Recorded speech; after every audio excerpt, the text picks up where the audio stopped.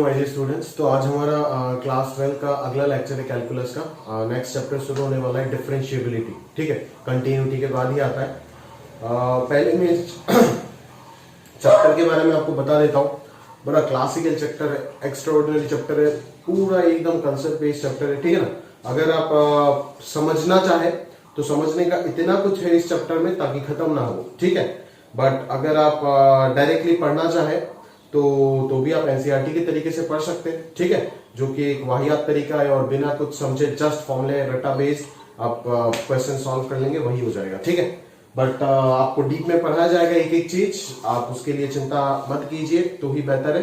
ठीक है, और बड़ा क्लासिकल एक्स्ट्रा ऑर्डिनरी चैप्टर मैं बोल रहा हूँ। कैलकुलस का one of the favourite chapter है मेरा ये।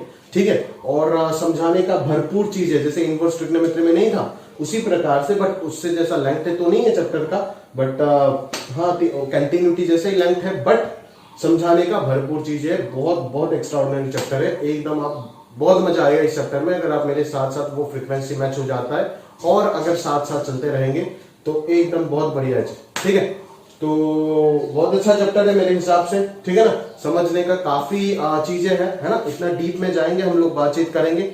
कम से कम आप क्वेश्चन में थोड़ा सा सारी चीज अगर नहीं भी कर सकते हो तो मतलब थियरी को तो अच्छे से समझिए इस चैप्टर का। ठीक है ना, थियरी अच्छे से समझिए। मैं तो सब कुछ करा के दूंगा, बट कुछ कुछ बच्चे का होता है कि वो इतना कुछ कर नहीं पाते, तो क्वेश्चन में कमी कीजिए, बट थियरी के साथ कंप्रोमाइज नहीं मत कीजिएगा, नहीं तो समझ नहीं आएगा आपको। ठीक है, तो थियरी आप पहला लेक्चर है, थियरी का लेक्चर है, तो उसको आप इन डिटेल में अच्छे से डिस्कस कर रहा हूं और बहुत ही अच्छे से आप उसको समझने का प्रयास कीजिए। ठीक है, तो चलिए शुरू करते हैं। मैं बार बार बोल रहा हूं कि इसको मैं ऊपर ऊपर भी पढ़ा सकता हूं। ठीक है ना, 15 मिनट में यूं खत्म कर सकता हूं इसका थियरी। ठीक है, ऊपर ऊपर इतना मतलब इतना ऐसा चैप्टर है ना कि अगर पढ़ाओ अच्छे से तो इतना मतलब इतना डीप में जा सकते हो, इतना कुछ बातचीत कर सकते हो और इतना मजा आता है उसके बाद जाकर के, इतना अच्छे से ये टॉपिक समझ में आता है। और अगर वाहियात तरीके से पढ़ाया जाए तब तो आप कुछ भी कर सकते हो। समझ में आ रहा है ना, डायरेक्टली फॉर्मुला बेस्ड रटा बेस्ड करके आप 100 में 100 ला सकते हो।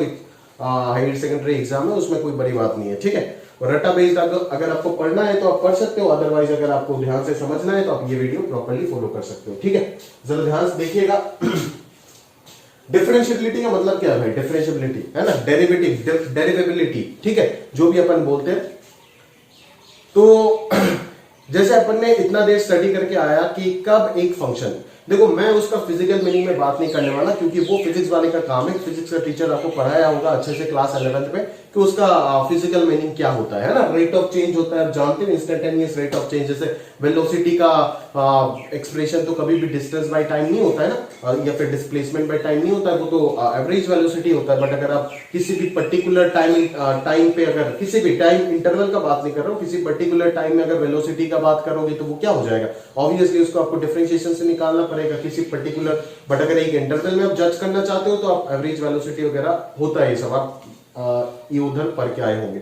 हम यहाँ पे सिर्फ ज्योमेट्रिकल मीनिंग की बात करेंगे। ठीक है ना, वही हमारा मैथ्स में है, जो हम ज्योमेट्रिकल मीनिंग से इस डिफरेंशिएबिलिटी के कांसेप्ट को समझेंगे। ठीक है, अलग अलग प्रकार के फंक्शंस लेकर के बात करेंगे, उस चीज से हम उस टॉपिक को क्लियर करेंगे और वही कहीं ना कहीं असली चीज होता है। ठीक है, बट फिजिकल मीनिंग तो उसका एक सब पार्ट है। ठीक है ना, चलो तो आप इतना देर देख करके आए कि लिमिट कब किसी पॉइंट में एग्जिस्ट करता है, कब किसी इंटरवल में एग्जिस्ट करता है। फिर आपने इतना भी समझ करके आए होंगे कि जो वो होता है ना आपका क्या भाई,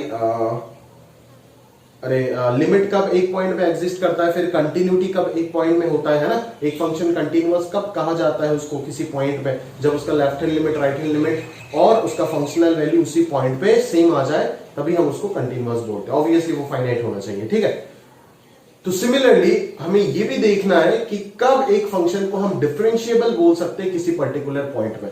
मेरा सबसे पहला जो चीज मैं बोलूंगा, ठीक है ना, सबसे पहला जो चीज मैं बोलूंगा उस चीज को ध्यान से समझना।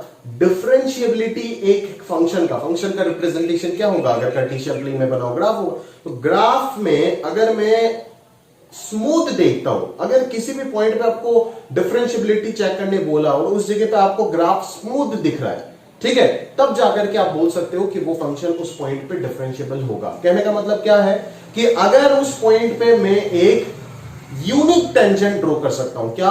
Unique tangent.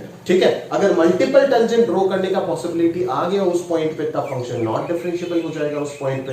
बट अगर आप यूनिक टेंजेंट ड्रॉ कर सकते हो तब जाकर के उसको अपन क्या बोल सकते हैं, उसी पॉइंट पे डिफरेंशिएबल। तो ये तो मैंने बाद की बात कर दी थोड़ा सा इंट्रोडक्शन देने के लिए, क्योंकि ये तो तभी कर सकते हो ना जब ग्राफ आपको पता होगा। अगर आपको फंक्शन का ग्राफ ही नहीं पता तो डायरेक्टली आप कैसे करोगे, ठीक है ना। What is the basic fundamental definition of differentiability using limit concept, ठीक है, उस चीज को हम समझेंगे। ठीक है, तो ध्यान से एक एक चीज बता रहा हूं, जरा ध्यान से सुनिएगा, ठीक है ना। एक और चीज बताता हूं, जब टीचर का रिक्रूटमेंट नहीं होता है बड़े बड़े कोचिंग्स में या फिर कहीं पे भी अगर हो, तो ये सर ये तो बड़ा तगड़ा चैप्टर है, इससे तो सवाल पूछे जाते हैं। मैंने खुद दो सवाल पूछे गए, मैं बताऊंगा कहां पे पूछा गया और क्या पता है, मैं जवाब दे पाया था, आप चिंता मत कीजिए, ठीक है। बट क्या है एग्जैक्टली बता रहा हूं, क्योंकि हैवी कंसेप्चुअल चैप्टर है, ठीक है ना। यहाँ पे बंदों को नहीं पता होता है बहुत सारी चीज, ठीक है, गलत पता होता है बहुत सारी चीज, ठीक है, क्योंकि कितना डीप है इस चैप्टर में, आप पढ़ेंगे तो समझेंगे। खैर उल्टा सीधा बात करके फायदा नहीं, पढ़ाते चुपचाप, ठीक है। जरा ध्यान से देखिएगा कि डेफिनेशन किस चीज का डेफिनेशन में बता रहा हूं, कि limit at a particular point का कंडीशन पढ़ लिया, continuity at a particular point वो भी पढ़ लिया हमने। अभी हमारे को ये देखना है कि एक फंक्शन किसी पर्टिकुलर पॉइंट पे डिफरेंशिएबल कब होगा, वो चीज बता दो सर तो वो सफिशिएंट हो जाएगा। समझ में आ रहा है ना। तो जरा ध्यान से देखो, let fx be a real valued function defined on an open interval a comma b and let c belongs to a comma b, मतलब c उस इंटरवल का कोई भी एक पॉइंट है, then fx is said to be differentiable or derivable at that point x equal to c if and only if limit extending to c fx minus f of c by x minus c exist finitely। मतलब उसका answer क्या होना चाहिए, exist भी करना चाहिए obviously ये limit, और फाइनाइट भी होना चाहिए। अगर एग्जिस्ट कर रहा होगा तो दो तरीके से एग्जिस्ट कर रहा होगा, या तो लेफ्ट साइड से या तो राइट साइड से, दोनों तरीके से इक्वल हो रहा होगा। तो वो जो लेफ्ट साइड से टेंड करने वाला सिचुएशन है उसको कहीं ना कहीं हम लेफ्ट हैंड डेरिवेटिव बोलते हैं, और जो राइट साइड से टेंड करने वाला सिचुएशन है उसको कहीं ना कहीं अपन राइट हैंड डेरिवेटिव के नाम से जानते हैं। समझ में आ रहा है, क्लियर है। तो ये तो बस ऊपर का डेफिनेशन हो गया, बट ये आया कैसे, क्या है इसके पीछे लॉजिक, सब बता रहा हूं। थोड़ी देर मेरे साथ साथ चल जा, फिर मैं सारी चीज क्लियर कर रहा हूं, कर ध्यान से देखिएगा, ठीक है। मैंने क्या बोला कि डिफरेंशिएबल एक फंक्शन किसी पर्टिकुलर पॉइंट पे कब होगा, एक फंक्शन किसी पर्टिकुलर पॉइंट पे डिफरेंशिएबल तभी होगा, एक पर्टिकुलर फंक्शन किसी पॉइंट पे डिफरेंशिएबल तभी कहलाएगा जब उस फंक्शन मतलब ये लिमिट जो है, limit f x minus f c by x minus c x equal to c पे एग्जिस्ट करेगा फाइनाइटली, मतलब उसका आंसर फाइनाइट भी होगा और left side right side. Limit exist करने का मतलब क्या है, लेफ्ट और राइट दोनों तरीके से वो इक्वल आ रहा है, ठीक है ना, यानी कि लेफ्ट हैंड लिमिट और राइट हैंड लिमिट। तो इस जगह पे जो लेफ्ट हैंड लिमिट है उसको हम लेफ्ट हैंड डेरिवेटिव बोलते हैं, और इस जगह पे जो राइट हैंड लिमिट है उसको अपन राइट हैंड डेरिवेटिव के नाम से जानते हैं, ठीक है। जिसको रिप्रेजेंटेशन भी आप देख सकते हो, एल एफ डेस सी बोल सकते हो और आर एफ डेस सी बोल सकते हो, ठीक है। या फिर कोई इस प्रकार से भी लिख देता है इसको, एफ डेस सी माइनस मतलब एल एफ डेस सी, आप समझ सकते हो, और एफ डेस सी प्लस का मतलब है राइट हैंड डेरिवेटिव, समझ सकते हो, ठीक है। तो इन अदर वर्ड्स सबसे इंपॉर्टेंट बात कि a function is differentiable at x equal to c if L F dash c is equal to R F dash c is equal to finite. अभी ये तो हो गया आपका लिमिट एक्जिस्टेंस वाला सिनेरियो, है ना। ये इस लिमिट को एग्जिस्ट करने का मतलब ही क्या हो गया, एल एफ डैश और आर एफ डैश बराबर, और वो दोनों फाइनाइट आए। क्यों फाइनाइट आए, इस फाइनाइट के ऊपर ही पूरा चैप्टर का डीप जितना डीप में जाएंगे इस फाइनाइट पॉइंट के ऊपर ही जाएंगे। समझ में आ रहा है, क्लियर है। तो चलिए जरा देखते हैं कि ये तो डेफिनेशन तो हमने ऊपर समझ रखा है, ठीक है, बट इसके पीछे जो रीजन है, प्रॉपर रीजन है कि ये क्यों ऐसे हो रहा है, वो क्यों, वो जरा ध्यान से देखते हैं, ठीक है। जरा ध्यान से थोड़ी देर के लिए मेरे साथ इस ग्राफ में चले जाइए, फिर ध्यान समझ आएगा। देखो डिफरेंशिएबिलिटी का डेरिवेटिव का दो प्रॉपर मीनिंग होता है। एक तो उसका ज्योमेट्रिकल मीनिंग जो हम लोग बातचीत करेंगे, और एक होता है उसका फिजिकल मीनिंग जो फिजिक्स में पढ़ के आए हो, ठीक है। फिजिकल मीनिंग क्या होता है, इंस्टेंटेनियस रेट ऑफ चेंज, ठीक है ना। इंस्टेंटेनियस रेट ऑफ चेंज किसी पर्टिकुलर इंस्टेंट में उसका रेट ऑफ चेंज अगर मतलब है ना, जैसे आप किसी पर्टिकुलर टाइम इंटरवल में 9/10 में करते थे ना, t is equal to 5 second में से 10 सेकंड में पार्टिकल का स्पीड कितना है या फिर वेलोसिटी वगैरह वो सब करते थे, आप समझ में आ रहा है ना। बट जब भी आपको t is equal to 8.33 second में स्पीड पूछा गया तब फंस गए, ठीक है ना। तो उस पर्टिकुलर इंस्टेंट में उसका स्पीड या वेलोसिटी डिटरमाइन करने के लिए आपको इंस्टेंटेनियस रेट ऑफ चेंज को सीखना पड़ेगा, जो कि है आपका डिफरेंशिएशन। समझ में आ रहा है ना, क्लियर है। तो वो तो हो गया फिजिकल मीनिंग, बट अपन इसका ज्योमेट्रिकल मीनिंग पे फोकस कर रहे हैं। ज्योमेट्रिकल मीनिंग क्या है उसका, उस चीज को जरा ध्यान से देखिए प्रॉपर्ली, ठीक है। ज्योमेट्रिकल मीनिंग क्या है, ज्योमेट्रिकल मीनिंग ऑफ, अभी शुरू हो रहा है मेन प्रॉपर टॉपिक, ठीक है, इतना देर फालतू बात चल रहा था, अभी शुरू हुआ है प्रॉपरली, ध्यान से समझिएगा। एक फंक्शन को किसी पर्टिकुलर पॉइंट पे डिफरेंशिएबल कब बोल सकते हैं सर? जब limit x tending to c fx minus fc divided by x minus c exist करेगा finitely, that is left hand derivative is equal to right hand derivative is equal to any finite value, ठीक है, functional value नहीं, any finite value, ठीक है, और left hand derivative उसी limit का left hand limit हो गया इसी लिमिट का, और राइट हैंड डेरिवेटिव इसी लिमिट का राइट साइड हो गया, समझ में आ रहा है ना इतना। बट ये है क्यों, ये क्यों ऐसे हो रहा है, ये जो डेफिनेशन आपने बोल दी, ये क्यों बोल दी, क्यों ऐसे डिफाइन किया गया? कंटिन्यूटी लिमिट में तो आपने फील्ड दिलाया था, यहाँ पे फील्ड कहां पे दे रहे हो?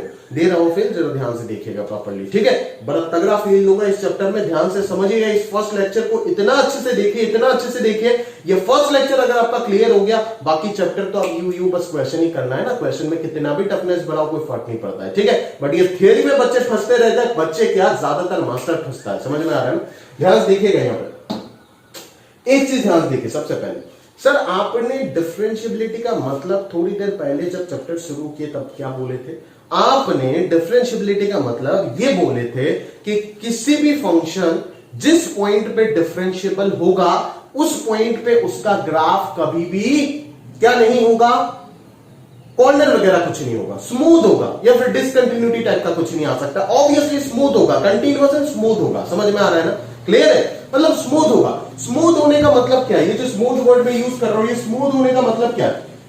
अगर इस पॉइंट पे डिफरेंशिएबिलिटी का बात करूं तो ये पॉइंट पे डिफरेंशिएबल होगा, देख के पता चल रहा है, क्यों? क्योंकि ग्राफ यहाँ पे स्मूथ है, तो स्मूथ तो बोल रहे हो, ये तो समझा रहे हो बस, इसका मैथमेटिकल मीनिंग क्या है? मैथमेटिकल मीनिंग ये है कि इस पॉइंट पे अगर ग्राफ स्मूथ है तभी जाकर के मैं यूनिक टेंजेंट बना सकता हूं। क्या बोला मैंने बोला कि अगर ग्राफ स्मूथ है तभी तो यूनिक टेंजेंट बना सकते हो ना भाई, तभी तो यूनिक टेंजेंट बना सकते हो। और डेरिवेटिव का मतलब आप फिजिक्स में पढ़ के आए हो, क्या होता है?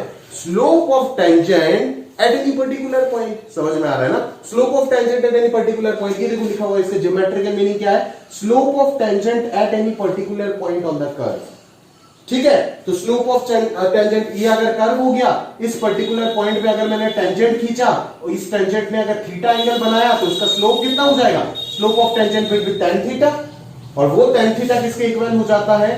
dy बाई dx के इक्वल हो जाता है। इतना सारा चीज आप फिजिक्स में पढ़ के आए हैं ऑलरेडी, समझ में आ रहा है ना। Slope of tangent at any particular point indicates the differentiability of that function at that particular point, समझ में आ रहा है ना, क्लियर है। ज्योमेट्रिकल मीनिंग ऑफ डिफरेंशिएबिलिटी क्या है भाई डेरिवेटिव का? वो है slope of tangent at any particular point. एक फंक्शन दिया और बोला x इक्वल टू 2 पे उस dy बाई dx निकालो, उसका मतलब क्या है? आप क्या निकाल रहे हो? इनडायरेक्टली आप ये निकाल रहे हो कि अगर मैं उस फंक्शन का ग्राफ प्लॉट करता हूं और x इक्वल टू 2 पे उस फंक्शन के ऊपर एक टेंजेंट बनाता हूं, तो उस टेंजेंट का जो स्लोप होगा, उस स्लोप का वैल्यू क्या होगा, वो आप डेरिवेटिव निकाल करके बताते हो एट x इक्वल टू 2। समझ में आ रहा है? तो डिफरेंशिएबिलिटी का ज्योमेट्रिकल मीनिंग ये बोलता है कि slope of tangent at any particular point, जिस पॉइंट पे फंक्शन को डिफरेंशिएबिलिटी आप निकालना चाहते हो, डेरिवेटिव निकालना चाहते हो, उस पॉइंट पे अगर फंक्शन के ऊपर मैं एक टेंजेंट खींचा तो उसका स्लोप क्या होगा? अगर मैं फंक्शन के ऊपर एक टेंजेंट खींचा तो उसका स्लोप इंक्लिनेशन थीटा है, 11th में पढ़ के आए हो स्ट्रेट लाइन में, तो ये tan थीटा हो गया इसका स्लोप अगर tan थीटा हो गया तो वही चीज dy बाई dx के इक्वल होगा, ठीक है, dy by dx at that particular point, जिस पॉइंट पे भी आप निकालने जा रहे हो, मान लो c पे निकाल रहे हो तो dy by dx at that particular point x equal to c will be the slope of tangent to this function y is equal to fx at that particular point x is equal to c। समझ में आ रहा है? जो geometrically tan theta दिख रहा है वही चीज आपका कैलकुलस से dy by dx at x equal to c, वही है डिफरेंशिएबिलिटी का मीनिंग। अभी आप सोचो ना, अभी आप सोचो कि अगर डिफरेंशिएबिलिटी ये मीन करता है कि slope of tangent at any particular point x equal to c, तो उस स्लोप ऑफ टेंजेंट को तो यूनिक होना पड़ेगा ना? नहीं आ रहा है क्या? अगर ऐसा एक पॉइंट आ गया जहां पे आप पता नहीं 1000 टेंजेंट ड्रॉ कर सकते हो, तो आप किस टेंजेंट का आंसर दोगे? समझना बात, समझना। अगर मैं बोल रहा हूं कि मेरा फंक्शन यह है, जगह नहीं है यार, ये है, देखो ध्यान से देखो, जैसे मान लो y is equal to mod x, इसका बात कर रहा हूं, ठीक है। अगर मैं बोल रहा हूं y is equal to mod x, तो y is equal to mod x का नेचर तो इस प्रकार से है। क्या वो x इक्वल टू 0 पे स्मूथ है? क्या वो x इक्वल टू 0 पे स्मूथ है? कहने का मतलब कि x इक्वल टू 0 पे यूनिक टेंजेंट बन सकता है? यूनिक टेंजेंट बन सकता है? नहीं। आप बोलोगे ये देखो, ये भी एक टेंजेंट है, ये भी एक टेंजेंट है, ये भी एक टेंजेंट है, ये भी एक टेंजेंट है, ये भी एक टेंजेंट है, मतलब इनफाइनाइट टेंजेंट पॉसिबल हो जाएगा इस जगह पे। अगर इनफाइनाइट टेंजेंट पॉसिबल हो गया तो हम स्लोप किस टेंजेंट का देंगे भाई? क्योंकि हर एक टेंजेंट का तो स्लोप अलग अलग आ रहा है, नहीं आ रहा है क्या? डिफरेंशिएबिलिटी का मतलब है किसी पर्टिकुलर पॉइंट पे फंक्शन के ऊपर, जिस पॉइंट पे आप डिफरेंशिएबिलिटी का बात कर रहे हो, यहां पे हम क्या बोले? Differentiability at a particular point, not in an interval. Interval बाद में देखते हैं। डिफरेंशिएबिलिटी एट ए पॉइंट का मतलब क्या है कि किसी पर्टिकुलर, जिस पॉइंट पे बात कर रहे हो डिफरेंशिएबिलिटी, उस पॉइंट पे ग्राफ के ऊपर, फंक्शन के ऊपर अगर टेंजेंट खींचोगे उस टेंजेंट का स्लोप क्या है। अभी अगर उस पॉइंट पे मल्टीपल टेंजेंट पॉसिबल हो गया तो किस टेंजेंट का स्लोप का आंसर दोगे आप? फंस जाओगे ना। तो उस केस में हम बोलते हैं कि फंक्शन नॉन डिफरेंशिएबल है। समझ में आ रहा है ना? उस केस में अपन क्या बोलते हैं? फंक्शन नॉन डिफरेंशिएबल है। समझ आ रहा है? क्लियर है? पक्का? चलो जरा ध्यान से देखते हैं, ठीक है। तो यहां तक आपने समझ गए। कहां तक आपने समझ गए? आपने पहले, मैंने आपको डेफिनेशन को रटाया, डेफिनेशन को रटा मतलब लिख दिया, फिर मैं इतना ध्यान देने नहीं बोला था इस चीज में। पहले समझ जाते ये होता क्यों है, या आया क्यों है, फिर जाकर के जो भी करना है फॉर्मुलेटी कर लेंगे, याद रखना, ठीक है। तो जरा ध्यान से देखते। फिर से मैं बोल रहा हूं कि एक फंक्शन किसी पर्टिकुलर पॉइंट पर डिफरेंशिएबल कब बोलेंगे? Left hand derivative, right hand derivative सब बाहर में गया। एक फंक्शन किसी पर्टिकुलर पॉइंट पे डिफरेंशिएबल कब होगा? जब उस पर्टिकुलर पॉइंट पे उस फंक्शन के ऊपर सिर्फ एक टेंजेंट ड्रॉ किया जा सकता है, that is unique tangent draw किया जा सकता है। और यूनिक टेंजेंट कब ड्रॉ कर पाएंगे अपन? यूनिक टेंजेंट तभी ड्रॉ कर पाएंगे जब वो ग्राफ स्मूथ कर्व होगा। अगर ऐसे कॉर्नर टाइप का हो गया, अगर थोड़ा सा एज आ गया, तो मल्टीपल टेंजेंट का पॉसिबिलिटी बन जाएगा, जिस कारण वो फंक्शन नॉन डिफरेंशिएबल हो जाएगा। क्योंकि डिफरेंशिएबिलिटी का मतलब है, बार बार बोल रहा हूं कि जिस पॉइंट पे डिफरेंशिएबिलिटी का मतलब का बात कर रहे हो, उस पॉइंट पे फंक्शन डिफरेंशिएबल तभी होगा जब उस पॉइंट पे फंक्शन के ऊपर एक यूनिक टेंजेंट ड्रॉ किया जा सकता है। Because differentiability geometrically indicates slope of tangent eight that particular point, ठीक है ना। स्लोप ऑफ टेंजेंट बोला, slope of Anant multiple tangent नहीं बोला। स्लोप ऑफ टेंजेंट मतलब एक टेंजेंट एग्जिस्ट करना पड़ेगा, है ना। बहुत सारे टेंजेंट एग्जिस्ट करने से नहीं चलेगा। बाद में हम निकालेंगे, देखेंगे मॉड x इक्वल टू 0 पे नॉट डिफरेंशिएबल होता है। समझ में आ रहा है? ध्यान से देखिए। अभी देखिए, अभी ये सब जो रामायण लिख देते हैं ना, इसके पीछे क्या मतलब क्या है वो समझते हैं जरा ध्यान से। चलिए ध्यान से। ये मैंने एक कार्टेशियन कोऑर्डिनेट प्लेन लिया, ये y इक्वल टू fx एक ग्राफ बनाया, ठीक है। ये देख P पॉइंट पे एक टेंजेंट बनाया। क्या बनाया? P पॉइंट पे एक टेंजेंट, ठीक है। x इक्वल टू c पे P का कोऑर्डिनेट क्या होगा? c, f of c, functional value y coordinate हो जाएगा, ठीक है। अभी मैंने क्या बोला जरा ध्यान से समझिए। इस P पॉइंट का लेफ्ट साइड में एक पॉइंट लिया Q, और इस P पॉइंट का राइट साइड में एक पॉइंट लिया R। इस P पॉइंट का लेफ्ट साइड में एक पॉइंट लिया Q, और इसी P पॉइंट का राइट साइड में एक पॉइंट लिया R। समझ में आ रहा है? क्लियर? चलो ध्यान से। x equal to c minus h पे इस Q का कोऑर्डिनेट क्या होता है? c minus h comma f of c minus h. और x equal to c plus h में इस R पॉइंट का कोऑर्डिनेट क्या होगा? c plus h comma f of c plus h. मानते हो नहीं मानते हो? ठीक। एज का मतलब पता है ना आपको? बहुत ही छोटा पॉजिटिव क्वांटिटी होता है। बोल के दे दिया था, बहुत सारी किताब में देखेगा भाई, h tending to 0 plus h tending to 0 minus, ये सब नाटक दे रखा है। ये सब में फंसना नहीं है, फंसना है तो फंसो जाकर के, बाद में हमको मत बोलिएगा, ठीक है। सक्सेस तो उसको ही सबसे ज्यादा मिलेगा जो मेरा बात एक एक चीज मानेगा, ठीक है। x इक्वल टू c का, अगर मैं c माइनस एच का बात कर रहा हूं तो h डिस्टेंस आप पीछे आ रहे हो, और c प्लस एच का बात कर रहा हूं तो h डिस्टेंस आगे जा रहे हो। मतलब h मतलब जानते हो कि बहुत ही छोटा पॉजिटिव क्वांटिटी जो कि 0 के बहुत नजदीक होता है और 1 के कंपैरिजन में बहुत छोटा होता है। समझ में आ रहा है ना? तो थोड़ा सा पीछे गया, थोड़ा सा आगे गया, बट मैं आपको समझाने के लिए मैं थोड़ा ज्यादा पीछे आ गया, ज्यादा आगे आ गया, ठीक है। मान लो जूम किया, जूम है ना, चीजों को जूम करके आपको दिखा रहा हूं, ठीक है, मान लो, बट हकीकत में ये डिस्टेंस बहुत ही छोटा है, ठीक। चलो ध्यान से देखो। अभी ये एक पॉइंट Q मिला मेरे को, अभी एक पॉइंट R मिला मेरे को। समझ में आ रहा है? क्लियर है? अभी एक पॉइंट Q मिला मेरे को, अभी एक पॉइंट R मिला मेरे को। ठीक है, चल अच्छा ध्यान से सुनना। अभी अगर मैं बोलूं कि ये PQ क्या हो गया, मेरा एक कॉर्ड हो गया, और ये PR जो हो गया वो भी क्या हो गया, एक कॉर्ड हो गया। समझ में आ रहा है, क्लियर है ना? ये PQ एक कॉर्ड हो गया और ये PR भी एक कॉर्ड हो गया, ठीक है। अच्छा, तो अगर मतलब ये Q पॉइंट P का बहुत नजदीक है, समझ में आ रहा है ना? Q पॉइंट पे मैं एक टेंजेंट बना रहा हूं, R पॉइंट पे एक टेंजेंट बना रहा हूं, ठीक है ना? ध्यान से समझना।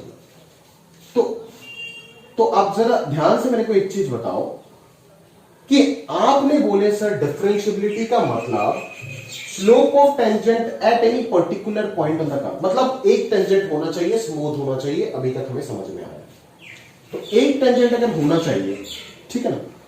तो क्या हो रहा है, जरा कहानी एक बार ध्यान से समझते हैं, ठीक है? एक बार ध्यान से समझते हैं। मतलब P पॉइंट पे एक टेंजेंट एग्जिस्ट करना चाहिए, P पॉइंट में सिर्फ एक ही टेंजेंट एग्जिस्ट करना चाहिए। ध्यान से समझिए, PQ क्या है, कॉर्ड है। तो PQ कॉर्ड का मैं वो बात करूं, स्लोप का बात करूं, ठीक है ना? यहां पे आपको देख के लग सकता है कि एक्स एक्सिस का पैरेलल होगा, बट अगर मैं P पॉइंट को थोड़ा सा और ऊपर लेके चला जाता हूं तो ये PQ एक्स एक्सिस के पैरेलल नहीं होगा, ये इंक्लाइन ही रहेगा विद एन इंक्लिनेशन, ठीक है? मान लो ना ऐसे है आपका फिगर, ऐसे ये है P, ये है Q, ये है R और ये है आपका एक्स एक्सिस। समझ में आ रहा है ना? यहां पे मेरा सही से फिगर नहीं बना। तो इस PQ कॉर्ड का जो स्लोप होगा वो क्या होगा रे सर, बता? कुछ इस प्रकार का ट्राइंगल जनरेट होगा क्या? कुछ इस प्रकार का ट्राइंगल जनरेट होगा ना, जहां पे ये P पॉइंट रहेगा, ये Q पॉइंट रहेगा, है ना? तो P और Q पॉइंट, फिर दो पॉइंट अगर पता है तो स्लोप वगैरह कैसे निकालते हैं लाइन का, 2 पॉइंट फॉर्म से, याद है? y2 minus y1 by x2 minus x1। अच्छा, तो क्या हो जाएगा, इस PQ कॉर्ड का slope f of c minus h divided by c minus h कितना, h, ठीक है? और PR कॉर्ड का जो स्लोप होगा वो क्या हो जाएगा, f of c plus h minus f of c plus h minus f of c divided by c plus h minus c, कितना हो गया, h हो गया। समझ में आ रहा है क्या मेरी बात? पक्का, क्लियर है? चलो अभी सर ध्यान से देखिए, ये हो गया PQ कॉर्ड का स्लोप और ये हो गया PR कॉर्ड का स्लोप, ठीक है? तो अगर मुझे P पॉइंट पे एक ही टेंजेंट, एक यूनिक टेंजेंट एग्जिस्ट कराना है, for unique tangent eight P, इस Q पॉइंट को धीरे धीरे नजदीक होकर के कहां पे आना पड़ेगा, P पे। समझ में आ रहा है? ये Q पॉइंट धीरे धीरे किधर आना पड़ेगा, P पे आना पड़ेगा। Q को भी P को टेंड करना पड़ेगा और R को भी P को टेंड करना पड़ेगा। समझ आ रहा है नहीं आ रहा है? अगर आपको P पॉइंट पे यूनिक टेंजेंट, देखो ना, ये कॉर्ड अगर एट अ टाइम टेंजेंट बन जाता है, ये कॉर्ड अगर एट अ टाइम टेंजेंट बन जाता है, या फिर मान लो Q पॉइंट में जो टेंजेंट है और R पॉइंट में जो टेंजेंट है, वो Q और R अगर P पे आके मीट हो गया तो ये दोनों टेंजेंट सेम हो जाएगा ना। ये मल्टीपल पॉसिबिलिटी ऑफ टेंजेंट से एक टेंजेंट आपको मिल जाएगा। नहीं आ रहा है, ध्यान समझिएगा। अगर जैसे से इस Q पॉइंट को मैं R के P के नजदीक लेके आ रहा हूं और Q पॉइंट को P के नजदीक लेके आ रहा हूं, तो आपका बनेगा क्या, at x equal to P एक यूनिक टेंजेंट का पॉसिबिलिटी बनेगा ही नहीं बनेगा भाई, बोलो ना? At x equal to P एक ऑब्वियसली एक यूनिक टेंजेंट का पॉसिबिलिटी बनेगा। अगर x इक्वल टू P में एक यूनिक टेंजेंट का पॉसिबिलिटी बनता है, अगर x इक्वल टू P में एक यूनिक टेंजेंट का पॉसिबिलिटी बनता है, तब आप क्या कर सकते हो, तब आप क्या बोल सकते हो? क्लियरली जरा ध्यान से सोचो ना कि sir Q tending to P और R टेंडिंग टू P का तो डायरेक्ट मतलब हो गया कि H इज टेंडिंग टू 0, क्योंकि वो H ही तो वो चीज था ना जिसने वो Q और R पॉइंट को क्रिएट किया। थोड़ा सा पीछे गया, थोड़ा सा आगे गया, अगर वो H खुद ब खुद 0 को टेंड करने लग गया, मतलब वो धीरे धीरे 0 के नजदीक आना शुरू हो गया, तो ये Q और R पॉइंट भी तो P के नजदीक आना शुरू हो जाएगा ना। जितना ये डिस्टेंस और ये डिस्टेंस घटना शुरू होगा, उतना ही तो Q और P पॉइंट और R और P पॉइंट मीट करना शुरू होगा ना, पास आना शुरू होगा। समझ में आ रहा है? और जितना वो पास आएंगे उतना P पे यूनिक टेंजेंट बनने का पॉसिबिलिटी बढ़ता रहेगा। समझ में आ रहा है? क्लियर है? और हमें चाहिए क्या था, फंक्शन को x इक्वल टू c पे डिफरेंशिएबल होने के लिए हमें चाहिए क्या था, हमें P पे एक यूनिक टेंजेंट का पॉसिबिलिटी चाहिए था। तो उस P पे यूनिक टेंजेंट का पॉसिबिलिटी होने के लिए H को टेंडिंग टू 0 होना सबसे जरूरी है। समझ में आ रहा है ना? इसीलिए हम यहां पे क्या लिख देते हैं कि limit of this limit of this slope, इस स्लोप को h टेंडिंग टू 0 लगा करके लिमिट लगा देते हैं और इस स्लोप को भी h टेंडिंग टू 0 लगा करके लिमिट लगा देते हैं और बोलते हैं कि ये दोनों चीज क्या होना चाहिए, इक्वल होना चाहिए for the function to be differentiable at x equal to c। क्योंकि अगर ये इसके साथ आप लिमिट h टेंडिंग टू 0 और इसके साथ आप लिमिट h टेंडिंग टू 0 लगा रहे हो तो उसका मतलब क्या हो गया, उसका मतलब हो गया कि ये चीज और ये चीज ये जो स्लोप है, इसका जो स्लोप है ये दोनों के दोनों मतलब h टेंडिंग टू 0 का मतलब ये है कि ये चीज जो ये डिस्टेंस और ये डिस्टेंस घट रहा है, समझ में आ रहा है ना, और ये जो ये वाला गैप जो जनरेट हो रहा था, ये गैप और ये गैप, ये दोनों गैप घट रहा है और धीरे धीरे Q और R P पॉइंट पे आ रहा है, Q और R अगर P पॉइंट पे आ गया तो यूनिट टेंजेंट का पॉसिबिलिटी बढ़ता रहेगा। इसीलिए हम बोलते हैं कि x इक्वल टू c पे फंक्शन को डिफरेंशिएबल होने के लिए limit h tending to 0 this function must be equal to limit h tending to 0 of this expression which is finite, और दोनों को क्या होना पड़ेगा, फाइनाइट। ये फाइनाइट का कंसेप्ट क्यों है अपन समझेंगे, क्योंकि आप ऐसे तो अभी समझ सकते हो सिंपल, क्योंकि अगर ये इनफाइनाइट हो गया तो ध्यान से पूछ सकते हो ना कि टेंजेंट जो हो जाएगा वो तो वर्टिकल हो जाएगा, बिकॉज आपका इंक्लिनेशन जो हो जाएगा वो कहीं ना कहीं 90 डिग्री के आसपास हो जाएगा, समझ में आ रहा है ना। और 1090 आप पहले भी जानते हो, इंक्लिनेशन अगर 90 हो गया तो ये 1090 अनडिफाइंड हो जाएगा, पहले से भी जानते हो ना ये चीज, ठीक है। तो इसीलिए हम कभी भी ये लेफ्ट हैंड डेरिवेटिव और राइट हैंड डेरिवेटिव को फाइनाइट के अलावा दूसरा कोई इनफाइनाइट वैल्यू रख ही नहीं सकते for the function to be differentiable. अगर नॉन डिफरेंशिएबल होना है तब तो हो सकता है, कोई इश्यू नहीं, ठीक है। तो यहां से हमारे को ये समझ में आता है कि अगर इस फंक्शन का x इक्वल टू c पे हमें डिफरेंशिएबिलिटी चाहिए, अगर इसको डिफरेंशिएबल होना है x इक्वल टू c पे, तो P पे एक यूनिक टेंजेंट एग्जिस्ट कराना होगा। अगर P पे एक यूनिक टेंजेंट एग्जिस्ट कराना है तो Q और R को P के नजदीक आना पड़ेगा, हकीकत में H को 0 के नजदीक जाना पड़ेगा। अगर H को 0 के नजदीक जाना पड़ेगा तो बेसिकली क्या हो जाएगा, अगर लिमिट H टेंडिंग टू 0 हो गया तो ये दोनों स्लोप क्या हो रहा है, ये दोनों स्लोप, ये जो इस लाइन का, ये जो इस लाइन का जो स्लोप है और इस लाइन का जो स्लोप है वो धीरे धीरे क्या बन रहा है, किसके स्लोप के इक्वल होने जा रहा है, इस P पॉइंट पे जो टेंजेंट बन रहा है उसके स्लोप के इक्वल होने जा रहा है। समझ में आ रहा है ना, मतलब इसका इंक्लिनेशन घट रहा है और इसका इंक्लिनेशन बढ़ रहा है, समझ में आ रहा है ना, ठीक है। तो इस प्रकार से दोनों ही h टेंडिंग टू 0 होते होते क्या हो जाता है, at a time P point का जो टेंजेंट है उसका स्लोप के बराबर हो जाता है, ठीक है। और वही कहीं ना कहीं हमारा डिफरेंशिएबिलिटी का कंडीशन बन जाता है कि for a function to be differentiable at any particular point, left hand derivative that is this, जो लेफ्ट साइड से h tending to 0 and right hand derivative that is this limit h tending to 0 must be equal and finite. समझ में आ रहा है, ठीक है, वही कंडीशन है। तो सिंपल सा हम बोल सकते हैं ना कि ये जो टेंजेंट बना, ये टेंजेंट सिर्फ क्या है, this tangent is nothing but your limiting case of your second, या फिर कॉर्ड बोल सकते हो, समझ में आ रहा है, सेकंड क्या बोल रहा हूं, कॉर्ड होगा, ठीक है। ये PR और PQ जो दो कॉर्ड है, उन दोनों कॉर्ड का जो लिमिटिंग केस है वो कौन है, ये टेंजेंट, समझ में आ रहा है ना।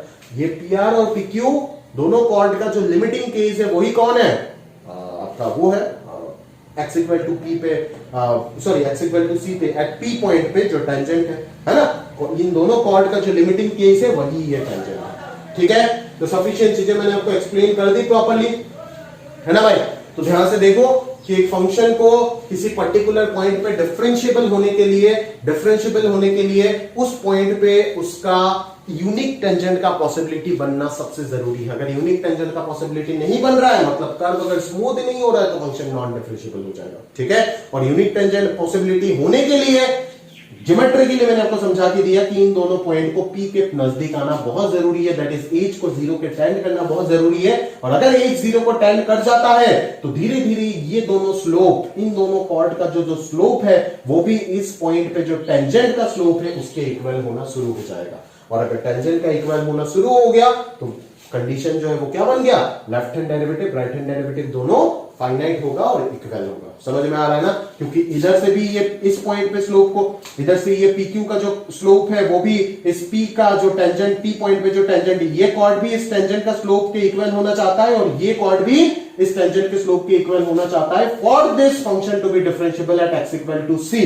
क्यों, क्योंकि अगर ये और ये इसके इक्वल होना चाहता है, स्लोप के लिए बोल रहा हूं, मतलब क्या कि ये कॉर्ड और ये कॉर्ड एट अ टाइम ये लाइन ही बनना चाहता है। समझ में आ रहा है ना, इसीलिए हम बोल सकते हैं कि कॉर्ड का जो लिमिटिंग केस है वही क्या है आपका, टेंजेंट है x इक्वल टू, समझ आ रहा है, क्लियर, ठीक है। अभी बुक्स में आपको ये डेफिनेशन भी मिल जाएगा भाई, है ना, एफ डैश सी मतलब रिप्रेजेंटेशन होता है। What is f dash c? F dash c आपको बहुत जगह पे देखा होगा, f dash c indicates derivative of the function f x at x equal to c, derivative of the function f x at x equal to c, समझ में आ रहा है ना। और उसी को अपन कहीं ना कहीं क्या बोल सकते हैं, limit f x minus f of c divided by x minus c x tending to c, समझ में आ रहा है ना, limit of f x minus f of c by x minus c where x is tending to c which is equal to finite value, समझ में आ रहा है, क्लियर है, पक्का। तो function is differentiable at x equal to c if L F dash equal to R F dash equal to finite, समझ में आ रहा है, if L F dash equal to R F dash equal to finite value, समझ में आ रहा है ना, क्लियर है। तो a function is differentiable at x equal to c if l f dash equal to r f dash equal to finite वो मैंने बता दी। अभी देखो इस डेफिनेशन से आप यहां तक पहुंच सकते हो, ये क्यों आया, हकीकत में तो this two must be equal, but इस चीज से ये भी डेरिवेटिव का मतलब एक्सप्रेशन मतलब माना जाता है एक्सप्रेशन, समझ में आ रहा है ना, f x minus f c by x minus c, जहां पे एक्स टेंडिंग टू सी, और जानते हो ये सब लिमिट में ऑलरेडी आपको डिस्कस कर दिया कि इस एक्सप्रेशन को आप ये एक्सप्रेशन बना सकते हो, कैसे बना सकते हो, डायरेक्टली यहां पे क्या मान लोगे, x माइनस सी का वैल्यू माइनस एच सब्सटीट्यूट कर दो, ठीक है, तो x अगर टेंडिंग टू सी माइनस हो गया तो h टेंडिंग टू जीरो हो जाएगा, ठीक है, तो x का वैल्यू c माइनस एच आ जाएगा, तो ये आराम से हो जाएगा प्रूफ। और इस राइट हैंड की केस में आप x का वैल्यू क्या सब्सटीट्यूट करोगे, x माइनस सी का वैल्यू प्लस एच सब्सटीट्यूट कर दोगे, that is x equal to c plus h आ जाएगा। तो इस एक्सप्रेशन से भी आप ये दोनों चीज आराम से निकाल सकते हो, समझ में आ रहा है ना, क्लियर है।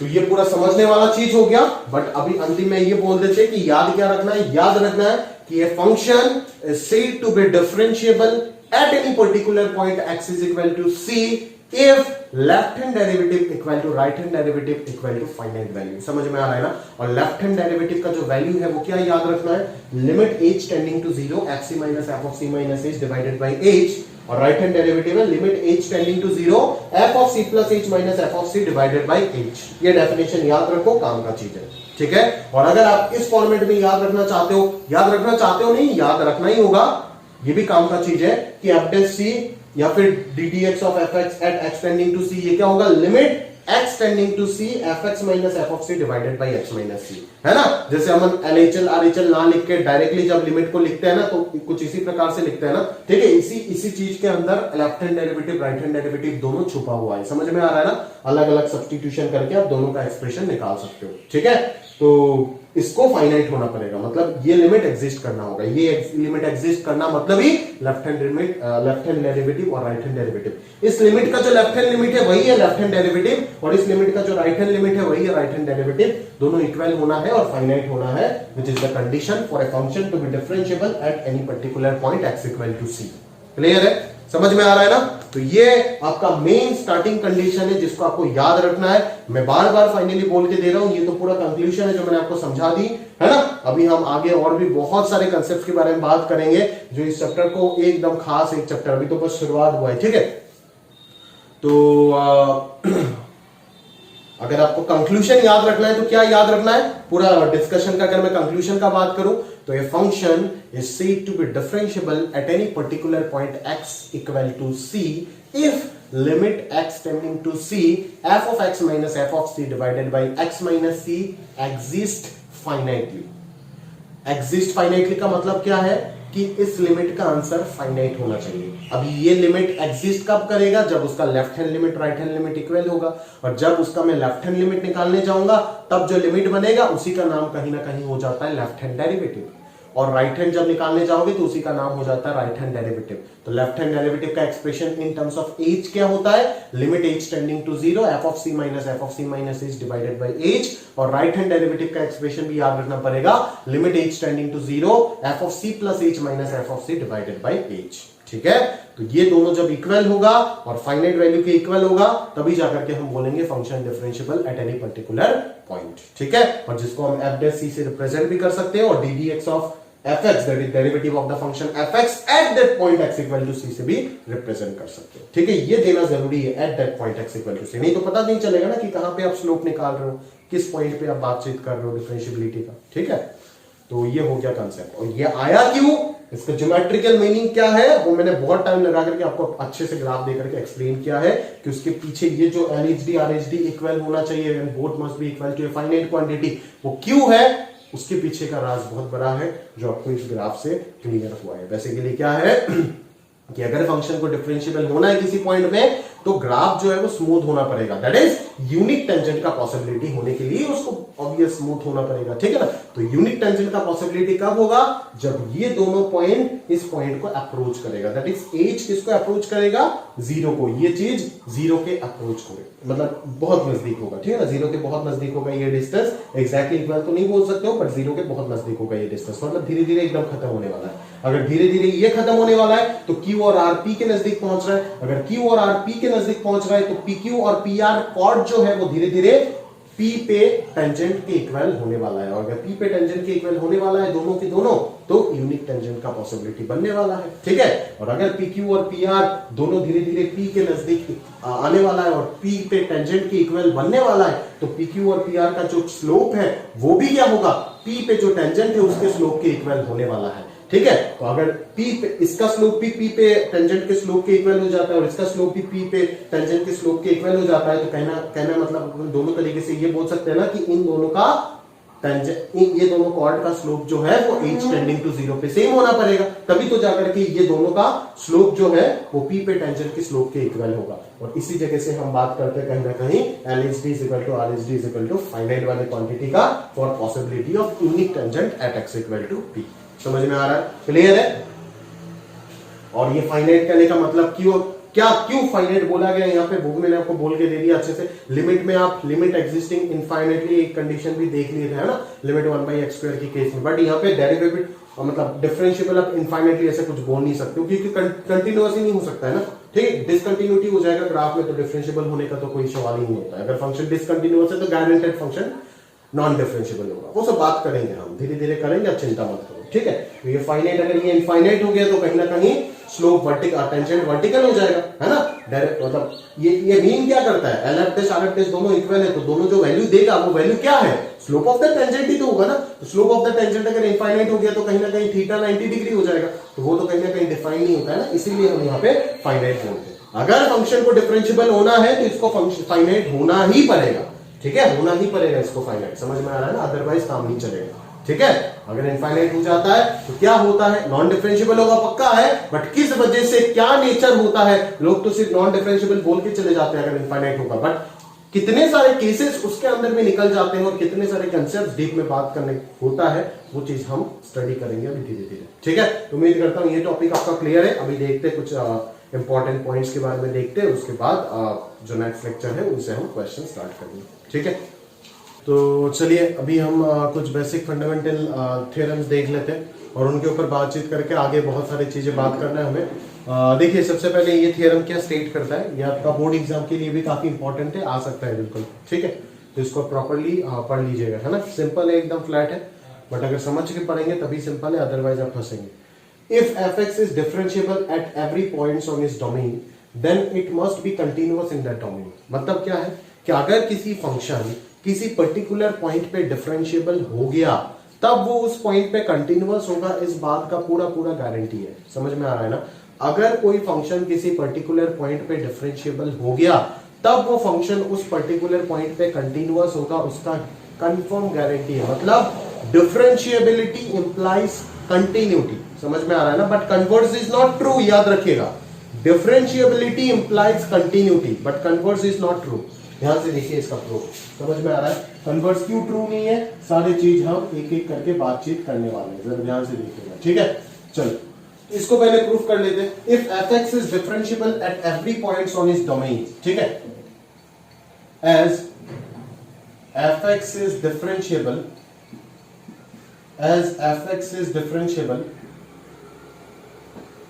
at every points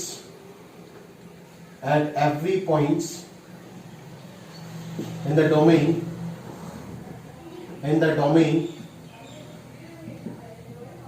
ठीक है। So at x equal to c, है ना, where c belongs to domain of the function f, ठीक है, we have अगर डोमेन में डिफरेंशिएबल है तो डोमेन का किसी भी पॉइंट पे वो डिफरेंशिएबल होगा ना, ठीक है ना। तो अगर किसी भी पॉइंट पे डिफरेंशिएबल हो जाता है तो हम क्या बात करेंगे यहाँ पे कि डिफरेंशिएबल हो गया मतलब क्या होगा कि limit f x x equal to c पे डिफरेंशिएबल होने का मतलब क्या है कि limit f x minus f of c divided by x minus c must be equal to क्या हो जाएगा, कोई फाइनाइट वैल्यू हो जाएगा भाई, समझ में आ रहा है। और उसी फाइनाइट वैल्यू को हम क्या बोल सकते हैं, एफ डैश सी का रिप्रेजेंटेशन दे सकते हैं ना, समझ में आ रहा है, क्लियर है। अभी आपको प्रूफ क्या करना है, अभी आपको प्रूफ करना है कि यही फंक्शन कंटीन्यूअस होगा। दैट इज आपको सिंपल सा इतना सा चीज करना है कि limit f x equal to functional value f of c दिखाना है। ये आपको पता है, इसको यूज करके उस चीज को प्रूफ करना है, समझ में आ रहा है ना। तो कैसे करेंगे जरा ध्यान से देख लेते हैं, क्लियर है। चलो सबसे पहले अपन ये बोलेंगे now f of x minus f of c, ठीक है। इस चीज को अगर मैं देखो, मेरा आइडिया हमेशा वही रहता है, क्यों आप ध्यान से देखोगे, हमेशा इस प्रकार की चीजों को प्रूफ करने का आइडिया मैं यहीं से जनरेट करता हूं कि f of x minus f of c, ठीक है। इसको मैं इस प्रकार से अरेंज करूंगा ताकि ये भी बन जाए और प्रूफ भी हो जाए, समझ में आ रहा है ना। ये यूज भी हो जाएगा और ये यूज होगा तभी तो प्रूफ होगा। ध्यान से देखना, f of x minus f of c को मैं एक्स माइनस सी से डिवाइड और मल्टीप्लाई कर दूंगा, समझ में आ रहा है क्या, क्लियर है। F of x minus f of c को मैं एक्स माइनस सी से डिवाइड और मल्टीप्लाई कर दूंगा। अगर मैं एक्स माइनस सी से डिवाइड और मल्टीप्लाई कर दिया तो ये हो जाएगा limit x tending to c f of x minus f of c, समझ आ रहा है क्या, क्लियर है। और इधर क्या हो जाएगा, दोनों तरफ मैंने लिमिट लगा दी, कोई टेंशन नहीं, समझ में आ रहा है ना। दोनों तरफ अपन ने क्या कर दी है, लिमिट लगा दी है, समझ आ रहा है क्या, क्लियर है। और इधर हो गया आपका एक्स माइनस सी, क्लियर है मेरी बात, पक्का। चलो तो ये क्या बन जाएगा, देखो जरा, limit x tending to c f of x minus algebra of algebraic operation of limits, उसको यूज करके ब्रेक कर दी इसको।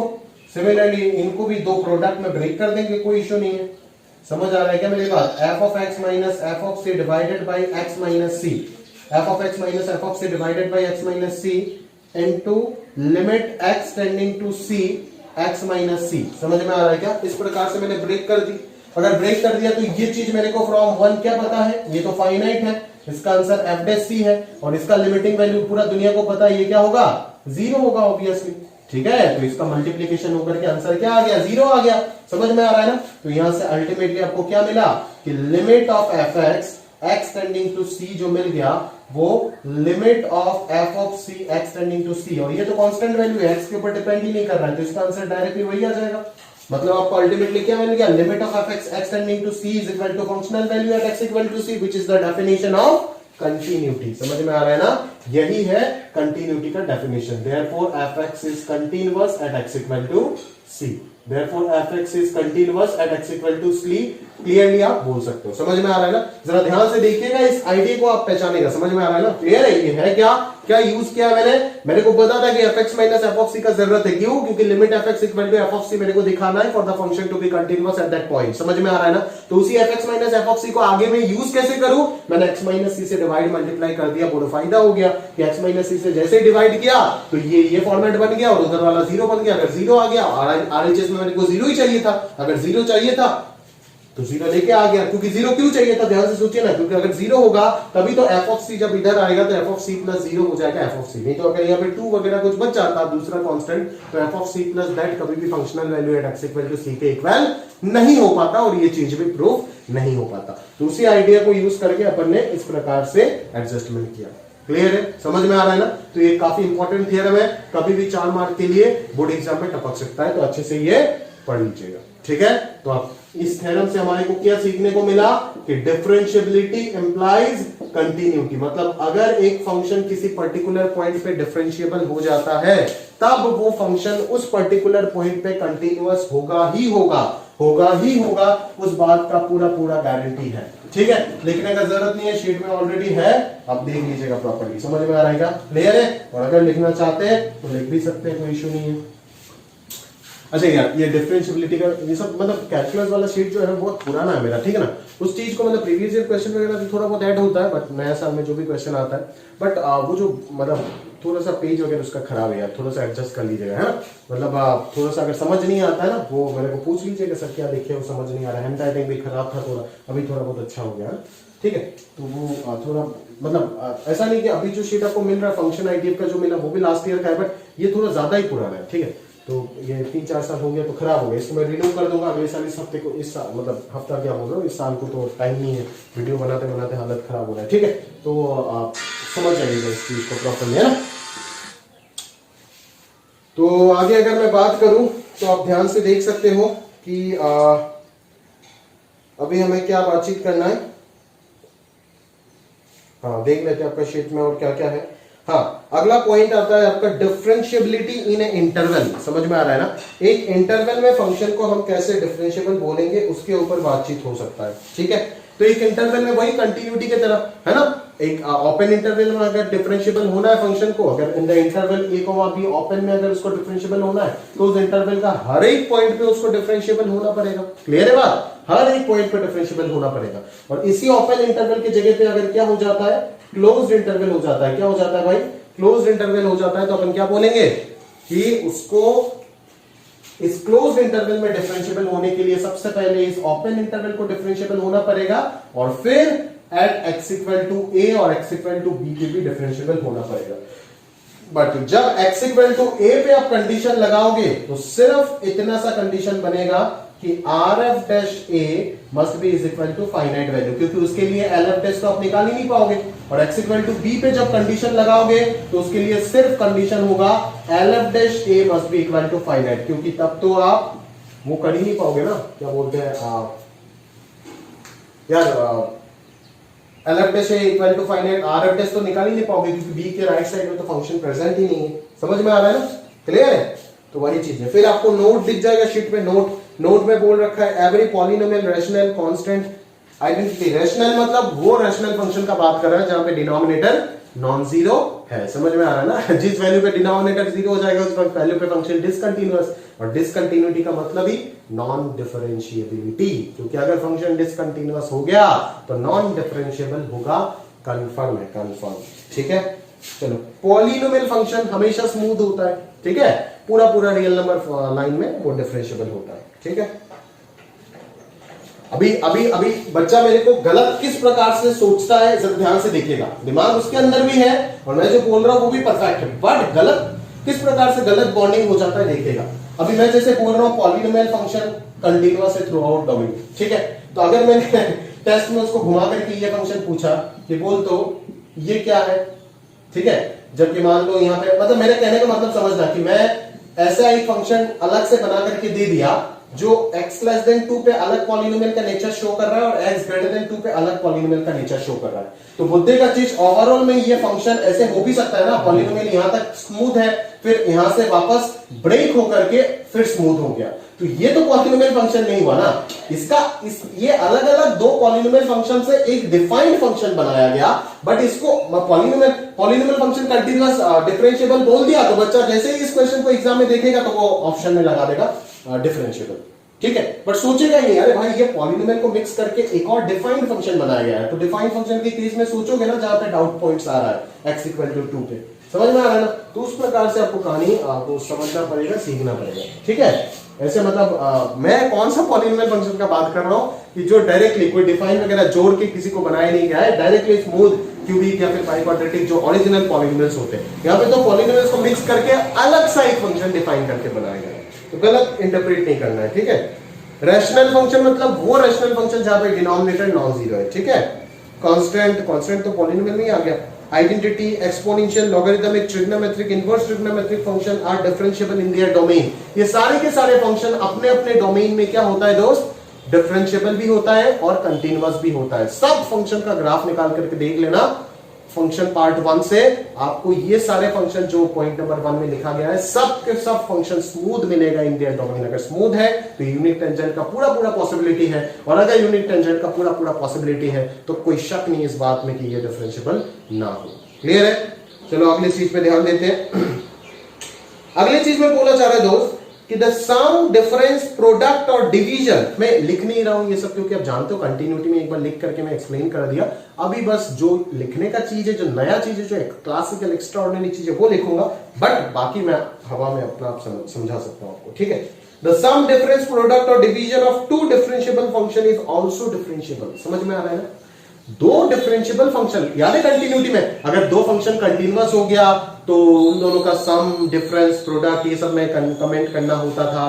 फिर एक कंटिन्यूअस एक डिसकंटिन्यूअस हो जाता है। फिर अगर दोनों डिसकंटिन्यूअस होता है तो क्या होता, सेम टू सेम चीज फॉलो होता है कहां पे, डिफरेंशियबिलिटी में। ठीक है, अगर दोनों फंक्शन एफ एक्स जी एक्स दोनों के दोनों फंक्शन अगर डिफरेंशियबल है तो उनके बीच आप सम ले लो, डिफरेंस ले लो, प्रोडक्ट ले लो, डिवीजन ले लो, with denominator is non zero, ये चारों के चारों डिफरेंशियबल होगा, कंफर्म है। समझ में आ रहा है ना, क्लियर है। सिमिलरली एक अगर डिफरेंशियबल हो गया और एक अगर नॉन डिफरेंशियबल हो गया तो इसके ऊपर कमेंट कर सकते हैं कि ये कंफर्म नॉन डिफरेंशियबल होगा, बट इन दोनों के ऊपर कोई कमेंट नहीं कर सकते हैं, can not comment, similar to continuity. समझ में आ रहा है ना, क्लियर है। और अगर दोनों के दोनों नॉन डिफरेंशियबल हो गया तो चारों के ऊपर ही कोई कमेंट नहीं किया जा सकता, चारों के चारों कुछ भी हो सकता है, कंटिन्यूअस डिफरेंशियबल हो भी सकता है, नहीं भी हो सकता है। समझ में आ रहा है ना, क्लियर है, पक्का। आप अभी बोलोगे सर उसी प्रकार से इसको भी प्रूव करके दो कि एफ एक्स डिफरेंशियबल है, जी एक्स नॉन डिफरेंशियबल है, जो कंटिन्यूटी का थ्योरम ट्रू था,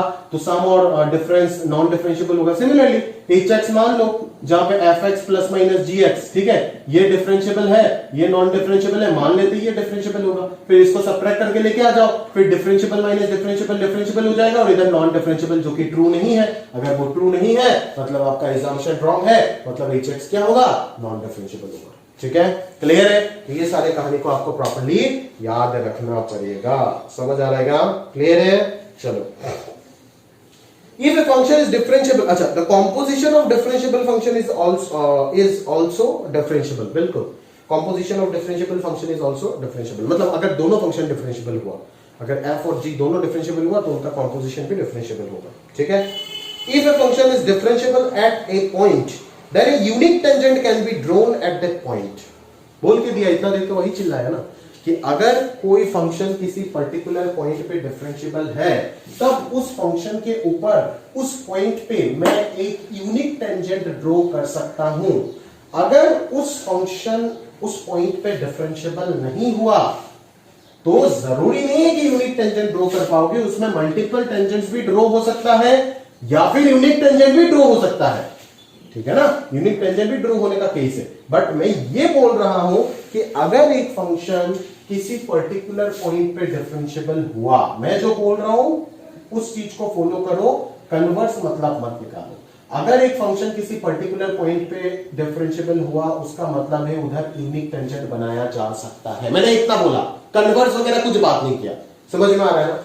और मैंने इतना बोला कि अगर एक फंक्शन किसी पर्टिकुलर पॉइंट पे डिफरेंशियबल नहीं होता है, ऑल्दो इट इज कंटिन्यूअस, है ना, ये भी कंटिन्यूअस है, अगर ये फंक्शन किसी पर्टिकुलर पॉइंट पे डिफरेंशियबल नहीं होता है, ठीक है, तब उधर शार्प कॉर्नर आ सकता है। ठीक है, उसका जो नॉन डिफरेंशियबिलिटी होगा उसके पीछे रीजन हो सकता है शार्प कॉर्नर। ठीक है, एक शार्प टर्न उधर होगा, तो ग्राफ में जहां जहां पे शार्प कॉर्नर दिख जाता है उस सारे जगह पे फंक्शन क्या हो जाता है, नॉन डिफरेंशियबल हो जाता है। ग्राफ में जहां जहां पे शार्प कॉर्नर दिख जाता है उन सारी जगह पे आपका फंक्शन नॉन डिफरेंशियबल हो जाता है। बोलो क्यों? क्योंकि उस पॉइंट पे फंक्शन नॉन डिफरेंशियबल इसलिए होगा क्योंकि उधर यूनिक टेंजेंट का कोई पॉसिबिलिटी नहीं बन रहा है, मल्टीपल टेंजेंट्स का पॉसिबिलिटी बन रहा है। क्या बन रहा है? मल्टीपल टेंजेंट्स का पॉसिबिलिटी। एनसीईआरटी सिर्फ हमें यह सिखाता है कि एलएचडी आरएचडी अनइक्वल है तो नॉन डिफरेंशियबल। अरे भाई ये तो बता कि नॉन डिफरेंशियबल है तो किस वजह से है, नॉन डिफरेंशियबल है तो वो समझ में आ रहा है, वो मैकेनिकल है, बट हो क्या रहा है ग्राफ में, उस फंक्शन का ग्राफ में चेहरा क्या हो रहा है, क्यों आ रहा है non differentiability, what is the reason behind non differentiability, वो तो बता, वो बता देगा तो कौन सी ट्रिकी चीज हो जाएगा। नहीं आ रहा, क्लियर है? तो यहां तक हमारे पूरा डिस्कशन हो चुका है। अभी हम एक एक करके आपके सामने बड़े बड़े चीज को लेकर के आते हैं और अच्छे अच्छे कंसेप्ट्स को लेकर के आते हैं। जरा ध्यान से देखिएगा, एक एक पॉइंट में डिस्कस करते जा रहा हूं। बहुत सारे सोर्स में 95% सोर्स में जो आप कोचिंग मटेरियल वगैरह पढ़ते हो ना, गलत रहता है, ठीक है ना, और बहुत सारे अच्छे मटेरियल भी है और अच्छे बुक्स भी है जहां पे सही रहता है। ठीक है ना, क्लियर है? दोनों साइमल्टेनियसली ट्रू है तो ठीक है। बट ये चैप्टर वो चैप्टर है जहां पे गलत चीज सबसे ज्यादा लिखा जाता है। ठीक है, ध्यान से देखिए। तो आपको नोट नंबर 6 में दिख जाएगा, if f x is differentiable at x equal to a then it is continuous at x equal to a. मैं ये चीज लिख देता हूं, फिर मैं आपको बता रहा हूं।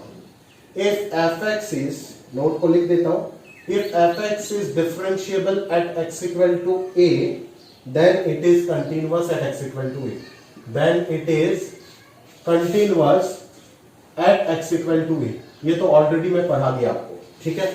फिर उसके नीचे लिखा गया है कि डिफरेंशिएबिलिटी इंप्लाइज कंटिन्यूटी, ठीक है। फिर उसके लिखा गया है, उसके नीचे लिखा गया है कि भाई, उसके नीचे ये लिखा गया है, हाँ, स्टार देकर के लिखा गया है, if f dash a plus is equal to p and f dash a minus is equal to q, ठीक है, where p and q are finite quantities, where P and Q are finite quantities, where P and Q are finite quantities। समझ में आ रहा है क्या? Clear है? और रोमन 1 में ये बोला जा रहा है कि अगर P और Q इक्वल होता है तब क्या होगा? F is differentiable at x equal to A। और रोमन नंबर 2 पे ये बोला जा रहा है P और Q अगर इक्वल नहीं होता है then f is not differentiable but continuous at x is equal to a, ठीक है। फिर अगले पॉइंट पे ये बताया जा रहा है कि continuous implies may or may not be differentiable, may not be differentiable, ठीक है। और discontinuous implies non differentiable, ठीक है। तो ये सारे पॉइंट्स को एक्सप्लेन करता हूं, ये क्लासिकल एक्स्ट्रा ऑर्डिनरी पॉइंट्स है, जरा ध्यान से समझिएगा। इन पॉइंट्स को जब तक आप नहीं समझेंगे तब तक आपका कंसेप्ट जो है वो उस लेवल तक डेवलप कभी नहीं हो पाएगा, ठीक है। जरा ध्यान से समझिए मेरे बात को। वीडियो चल रहा है क्या? हाँ चल रहा है। चल देखो, if f x is differentiable at x equal to a then it is continuous at x equal to a. वो तो मैंने अभी अभी आपको प्रूफ करके दिया है, दिया नहीं दिया? बोलो, बिल्कुल दिया है। If f(x) is differentiable at x equal to a, then it is continuous at x equal to a, ठीक है। इसका मतलब डिफरेंशिएबिलिटी इंप्लाइज कंटिन्यूटी, वो तो अभी अभी आपको मैंने प्रूफ करके दिया है, ठीक है। मतलब कहने का मतलब बहुत तगड़ा बात हो रहा है, जरा ध्यान से समझिएगा, ठीक है। यही सवाल मेरे को इंटरव्यू में पूछा था, समझ में आ रहा है ना? और ये सवाल था, एक और सवाल था, उन दोनों सवाल को जवाब दिया मैंने, बिल्कुल सही से दिया, क्योंकि मैंने दोस्त ऑनेस्टली बता रहा हूँ, झूठ नहीं बोल रहा हूँ, कोई चीज झूठ बोलने का मेरा आदत नहीं है ना, कि झूठ बोल के क्या फायदा आपको। मैंने अपनी जिंदगी में जो ये आईटीजी मैथमेटिक्स को जब सीखा ना यार अच्छे से, इतना आप कम से कम आज 8 से 10 साल हो गया, इससे एक ही चीज के पीछे लगा हूं, सब कुछ छोड़ के एक ही चीज के पीछे कंसंट्रेट हूं, 8 से 10 साल हो गए। बट जो मेरी जिंदगी में सबसे ज्यादा मेरे को दिक्कत दिया है, अगर कोई 4-5 चैप्टर ऐसे अगर मैं रखूं, ठीक है, जो मेरे को सीखने में और पढ़ाना कैसे, समझाना कैसे बच्चों को, उस चीज को डेवलप करने में जितना दिक्कत हुआ है ना, तो उन 4-5 चैप्टर में से ये नालायक से चैप्टर एक one of the most difficult chapter है, जो शायद किसी को बहुत जल्दी समझ में आ गया होगा, बट मेरे को इतना जल्दी ये चीज समझ में नहीं आया, क्योंकि हर जगह पे गलत चीज लिखा हुआ है, हर सोर्सेस पे गलत चीज लिखा हुआ है। मेरे को बहुत फ्रस्ट्रेट होता था मैं पहले शुरुआत में जब इस चैप्टर को पढ़ता था, और मेरे को एकदम मतलब अजीब सा फील होता था यार, समझ में आ रहा है। तो ये मतलब मैंने कहा सबसे ज्यादा मेहनत कर रखा है किसी चैप्टर के ऊपर, तो ये उनमें से एक चैप्टर है ये, समझ में आ रहा है। काफी मतलब दर्द दिया मेरे को जिंदगी में ये चैप्टर में, ठीक है, क्योंकि इसका जो कंसेप्ट है ना वो इतना क्लासिकल एक्स्ट्रा ऑर्डिनरी, और जब मैंने क्लियर हुआ फाइनली जाकर के, जब क्लियर हुआ तब नहीं थोड़ा सा अच्छा लगा, बट इससे पहले बड़ा फ्रस्ट्रेट रहता था मैं इस चीज को लेकर, ठीक है। क्योंकि हर सोर्स में, हर बुक में देखो, हर मटेरियल में देखो, बहुत ही ऐसे गिने चुने 2 भी नहीं होगा शायद पूरा इंडिया में बुक चलता है जहां पे शायद आपको ये चीज सही दिख जाएगा, ठीक है। और फॉरेन ऑथर से लिखते तो इतने कॉम्प्लिकेट लैंग्वेज में लिखते कि यार मेरा दिमाग उसको इंटरप्रेट ही नहीं कर पाता है, ठीक है, कमजोर दिमाग है यार, ठीक है, आपकी तरह तेज नहीं। चलो फिर भी खैर कुछ बुक्स है अच्छे से, आप जब बड़े हो जाओगे आप पढ़ोगे, थॉमस कैलकुलस, थॉमस फिन्नी का बड़ा अच्छा बुक है, वो मेरे को बहुत ज्यादा हेल्प किया ये सब चीजों को समझने में, ठीक है। फिर भी चलो आगे देखते हैं, ये सब फर्जी बात करके फायदा नहीं, मुद्दे का चीज पे आते हैं। अगर F dash a plus P है, ठीक है ना, और F dash a minus Q है ना, जहां पे पी और क्यू दोनों के दोनों फाइनाइट क्वांटिटी है, तब क्या कंडीशन होगा, है ना। अच्छा एक बार मैं इसको बताने से पहले ये पूछ लेता हूं, है ना। देखो अगर फंक्शन डिफरेंशिएबल है तब तो कंटिन्यूअस होगा ही होगा, ठीक है। और अगर फंक्शन डिसकंटिन्यूअस है तब नॉन डिफरेंशिएबल होगा। ये दोनों चीज कंफर्म है, कंफर्म मतलब बिना किसी कंडीशन के ऊपर सेटिस्फाई हो जाता है ना। अगर डिफरेंशिएबल है तो कंटिन्यूअस होगा ही होगा, जैसे हमने अभी प्रूव कर दिया। और अगर डिसकंटिन्यूअस है तो नॉन डिफरेंशिएबल होगा, ठीक है। अगर कंटिन्यूटी नहीं है उस पॉइंट पे, जिस पॉइंट पे आप डिफरेंशिएबिलिटी का बात कर रहे हो, उस पॉइंट पे अगर कंटिन्यूटी ही मेंटेन नहीं हो रहा है तो नॉन डिफरेंशिएबल तो होगा ही ना, क्योंकि उधर तो मल्टीपल टेंजेंट्स का पॉसिबिलिटी बनेगा ही बनेगा जहां पे डिसकंटिन्यूअस आ गया। समझ में आ रहा है ना, क्लियर है। आप यूनिक टेंजेंट बना सकते हो क्या, किसी जगह पे ग्राफ जो है वो डिसकंटिन्यूटी शो कर रहा है तो आप यूनिक टेंजेंट बना सकते हो क्या, नहीं बना सकते हो उस पॉइंट पे। समझ में आ रहा है ना, मल्टीपल टेंजेंट्स का पॉसिबिलिटी बनेगा मतलब नॉन डिफरेंशिएबल होगा। तो ये दोनों चीज पूरा ऑब्वियस है और कंफर्म है कि differentiability implies continuity and discontinuity implies non differentiability, ठीक है। ये हमेशा याद रहना चाहिए। जेई पे बोर्ड्स में तो दिखाना पड़ेगा अच्छे से, एलएचएल आरएचएल कंटिन्यूटी डिफरेंशिएबिलिटी अगर साथों साथ पूछेगा किसी फंक्शन का तो एलएचएल आरएचएल और एलएचडी आरएचडी दोनों निकाल के दिखाना पड़ेगा।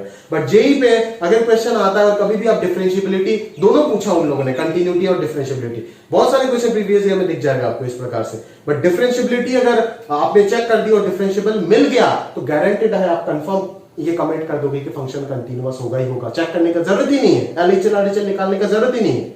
और अगर आपने पहले कंटिन्यूटी चेक कर लिया और बाय डिफॉल्ट फंक्शन डिसकंटीन्यूअस मिल गया तो डिफरेंशिएबिलिटी चेक करने का कोई जरूरत ही नहीं है, गारंटेड डायरेक्ट बता सकते हो कि फंक्शन क्या है, नॉन डिफरेंशिएबल होगा। समझ में आ रहा है, क्लियर है। अभी आते सवाल अगली चीज पर। अगर फंक्शन कंटीन्यूअस है तो क्या ये डिफरेंशिएबल होगा या नहीं होगा, ठीक है। अगर फंक्शन कंटीन्यूअस है तो क्या ये फंक्शन डिफरेंशिएबल होगा। अगर फंक्शन कंटीन्यूअस है तो क्या ये फंक्शन डिफरेंशिएबल होगा या नहीं होगा। समझ में आ रहा है, क्लियर है, पक्का। चलो, अगर फंक्शन कंटीन्यूअस है तो ग्राफ ऐसे भी हो सकता है किसी पॉइंट पे x इक्वल टू a पे, समझ में आ रहा है ना। और ग्राफ ऐसे भी हो सकता है, समझ में आ रहा है क्या, क्लियर है। x इक्वल टू, देख यहां पे भी तो y equal to mod x भी कंटिन्यूटी शो कर रहा है और ये पैराबोला भी कंटिन्यूटी शो कर रहा है, ठीक है। बट इस पॉइंट पे फंक्शन डिफरेंशिएबल है बिकॉज यूनिक टेंजेंट का पॉसिबिलिटी बन रहा है। बट इस पॉइंट पे फंक्शन डिफरेंशिएबल नहीं है क्योंकि मल्टीपल टेंजेंट का पॉसिबल बन रहा है ड्यू टू शार्प कॉर्नर। समझ में आ रहा है, ड्यू टू शार्प कॉर्नर। तो इसीलिए हम बोलेंगे कि अगर फंक्शन कंटीन्यूअस हो गया तो ये गारंटेड नहीं है कि फंक्शन डिफरेंशिएबल होगा, या फिर ये भी गारंटेड नहीं है कि फंक्शन नॉन डिफरेंशिएबल होगा। अगर फंक्शन कंटीन्यूअस है तो फंक्शन डिफरेंशिएबल भी हो सकता है, फंक्शन नॉन डिफरेंशिएबल भी हो सकता है। समझ में आ रहा है, क्लियर है। तो ये पॉइंट भी आपने समझ गए, ठीक है। अभी आखिरी पॉइंट क्या बाकी रह गया कि अगर फंक्शन आपका नॉन डिफरेंशिएबल हो गया तो क्या होगा। तो क्या हम कंटिन्यूटी या डिसकंटिन्यूटी पे कमेंट कर सकते हैं या नहीं कर सकते। ये तीनों आपको किताबों में दिख जाएगा, ये नहीं दिखेगा किताबों में। ये मेरे को पूछा था यार, और मेरे को उस दिन बड़ा मजा आया था इस जवाब देकर के, ठीक है। मेरा पैकेज भी इंक्रीज हुआ था इस सवाल के ऊपर। चलो खैर छोड़ो। अगर फंक्शन नॉन डिफरेंशिएबल हुआ था, है ना, अगर फंक्शन नॉन डिफरेंशिएबल है, मान लो कंटिन्यूअस, अगर फंक्शन नॉन डिफरेंशिएबल है, ठीक है, तो उसके पीछे रीजन, मतलब उसके पीछे रीजन क्या है वो तो बात करेंगे, बट उसके ऊपर बेस करके क्या हम कंटिन्यूटी या फिर डिसकंटिन्यूटी में कोई कमेंट कर सकते हैं या नहीं, वो मैं जानना चाहता हूं आपसे, ठीक है। वो मेरा सवाल है कि अगर फंक्शन नॉन डिफरेंशिएबल है तो क्या फंक्शन कंटिन्यूअस होगा या डिसकंटिन्यूअस होगा, वो बोलिए। तो ध्यान से सुनना।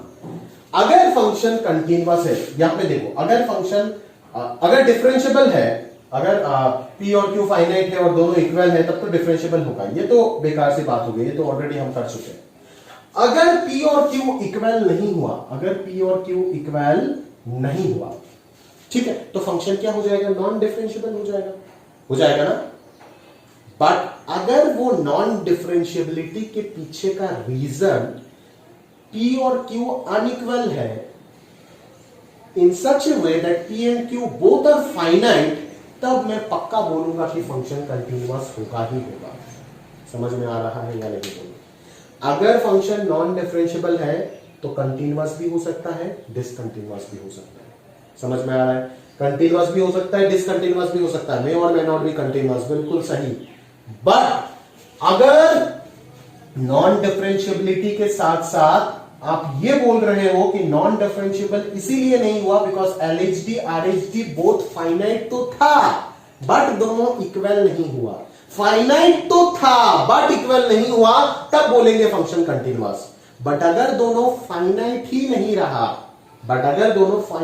नहीं रहा, कोई भी एक या फिर दोनों के दोनों इनफाइनाइट हो गया, तब कंटिन्यूअस होगा। ऐसा कोई जरूरी नहीं है, मे और मे नॉट बी कंटिन्यूअस। समझ में आ रहा है? मैं बार बार बोल रहा हूं, नॉन डिफरेंशिएबिलिटी इंप्लाइज कंटिन्यूअस और डिसकंटिन्यूअस, दोनों ही हो सकता है। बट एक केस में कंटिन्यूअस होगा, कंफर्म है। वो केस में कौन सा बोल रहा हूं, क्योंकि वो मेरा क्वेश्चन मैं अप्लाई करूंगा।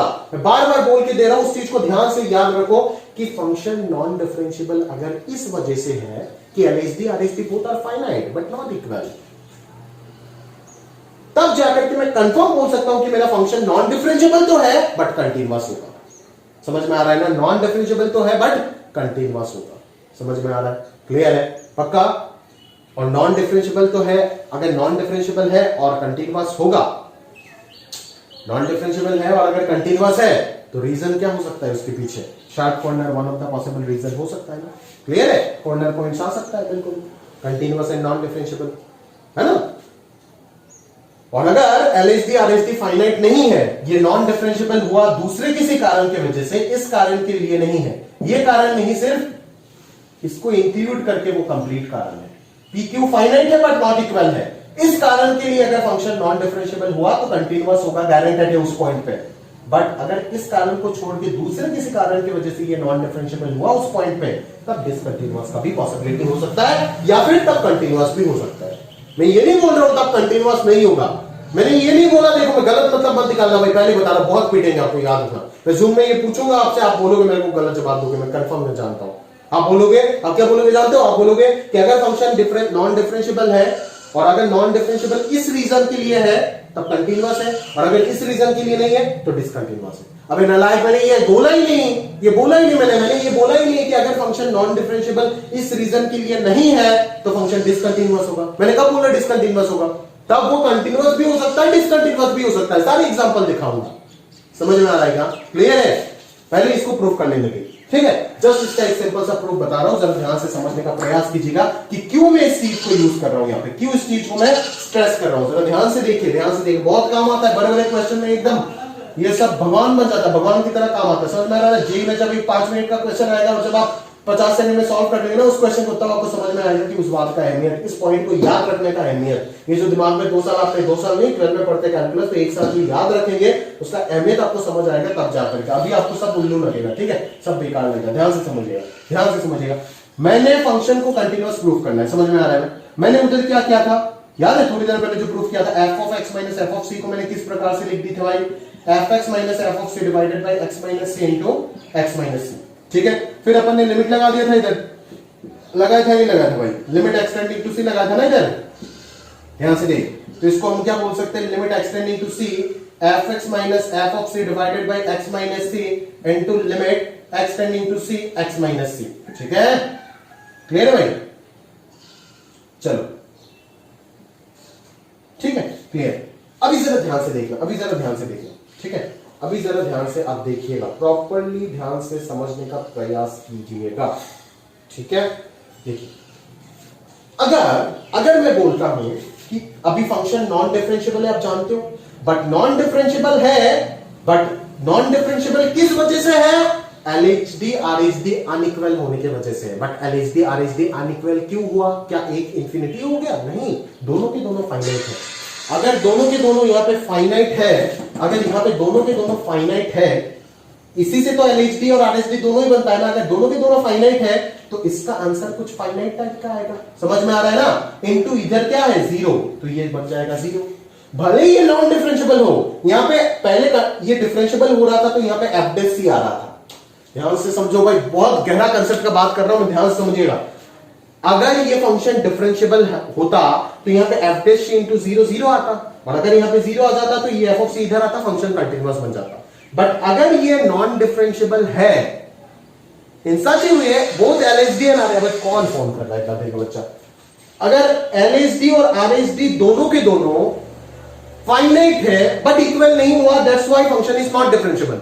अगर फाइनाइट है तो फाइनाइट हुआ तो क्या दिक्कत है, फाइनाइट तो जीरो के साथ मल्टीप्लाई होकर जीरो ही आ रहा है ना, और तब की बार भी एफ ऑफ सी इधर आएगा, और अगर एफ ऑफ सी इधर आया तो फंक्शन क्या हो जाएगा, कंटिन्यूअस हो जाएगा। समझ में आ रहा है। बट अगर एलएसडी आरएसडी इन दोनों में से कोई भी एक इनफाइनाइट हो गया, कोई भी एक इनफाइनाइट हो गया, तो तब की बार जीरो इंटू इनफाइनाइट, क्या जीरो लिख सकता है, अबे नहीं लिख सकते। ये हकीकत में तो ये लिमिटिंग वैल्यू जीरो आ रहा है ना, ये क्या हो रहा है, ये हकीकत में क्या वैल्यू जीरो आ रहा है, लिमिटिंग वैल्यू जीरो आ रहा है। समझ में आ रहा है क्या, ये लिमिटिंग वैल्यू जीरो आ रहा है, तो ये लिमिटिंग वैल्यू जीरो मतलब अप्रोचिंग जीरो होगा, तो अप्रोचिंग जीरो इंटू फाइनाइट तो जीरो हो जाता है, but approaching zero into infinite तो इनडिटर्मिनेसी बन जाता है। वे क्या बन जाता है, इनडिटर्मिनेसी बन जाता है, जिस कारण हम क्या नहीं बोल सकते, जिस कारण हम ये नहीं बोल सकते कि फंक्शन कंटिन्यूअस होगा, क्योंकि ये इनडिटर्मिनेसी हो गया है ना। अगर ये इनडिटर्मिनेसी हो गया तो इसको जीरो नहीं लिख पाओगे, अगर इसको जीरो नहीं लिख पाओगे तो ये एफ ऑफ सी इधर नहीं आएगा, अगर एफ ऑफ सी इधर नहीं आया तो फंक्शन कंटिन्यूअस नहीं बनेगा। इसीलिए बोला कि नॉन डिफरेंशिएबिलिटी इंप्लाई करता है कंटिन्यूटी या फिर डिसकंटिन्यूटी दोनों को। बट अगर नॉन डिफरेंशिएबल फंक्शन उस पॉइंट पे इस वजह से हुआ कि पी और क्यू दोनों अनइक्वल है बट दोनों फाइनाइट था, तब जाकर के गारंटेड है कि फंक्शन कंटिन्यूअस होगा। बट अगर इस रीजन की वजह से नॉन डिफरेंशिएबल नहीं हुआ, कोई भी एक इनफाइनाइट हो गया, ठीक है ना, तब फंक्शन कंटिन्यूअस भी हो सकता है, डिसकंटिन्यूअस भी हो सकता है। समझ में आ रहा है ना। तब ये जरूरी नहीं है कि कंटिन्यूअस ही होगा, तब कंटिन्यूअस भी हो सकता है, डिसकंटिन्यूअस भी हो सकता है। बट मैं ये नहीं बोल रहा हूं कि डिसकंटिन्यूअस होगा, गलत मत समझिएगा। समझ में आ रहा है ना, क्लियर है, पक्का। तो यहां तक बातचीत हमारा कंप्लीट हुआ है ना। अभी चलिए आगे देखते हैं, पहले पेशेंट लाइव को फोन कर लेते हैं, फिर बाकी आगे का चीज पढ़ाता हूं। तो चलिए, अभी तक हमने देखे थे जो भी चीज कि आप देखे थे कि डिफरेंशिएबिलिटी कंटिन्यूटी को इंप्लाई कर रहा है कि अगर कोई फंक्शन किसी पॉइंट पे डिफरेंशिएबल होता है तो वो उस पॉइंट पे कंटिन्यूअस होगा, श्योर था। अगर कोई फंक्शन किसी पॉइंट पे डिसकंटिन्यूअस हो जाता है वो उस पॉइंट पे नॉन डिफरेंशिएबल होगा, श्योर। बट अगर कोई फंक्शन किसी पॉइंट पे कंटिन्यूअस हो जाता है तो उसका ये गारंटी नहीं है कि वो उस पॉइंट पे डिफरेंशिएबल होगा ही। वो डिफरेंशिएबल हो भी सकता है, नहीं भी हो सकता है। बट अगर एक फंक्शन किसी पॉइंट पे नॉट डिफरेंशिएबल है तो वो फंक्शन कंटिन्यूअस भी हो सकता है, डिसकंटिन्यूअस भी हो सकता है। बट एक केस में वो कंटिन्यूअस होगा, कंफर्म है। क्यों? जब जिस केस में आपका P और Q अनइक्वल था बट दोनों फाइनाइट था, तब हम बोल सकते हैं कि ये श्योर शॉट कंटिन्यूअस होगा। Non differentiability will imply continuity. But अगर दोनों में से कोई भी एक इनफाइनाइट या फिर दोनों इनफाइनाइट हो गया तो हम क्या बोलेंगे कि ये कंटिन्यूअस भी हो सकते हैं, डिसकंटिन्यूअस भी हो सकते हैं।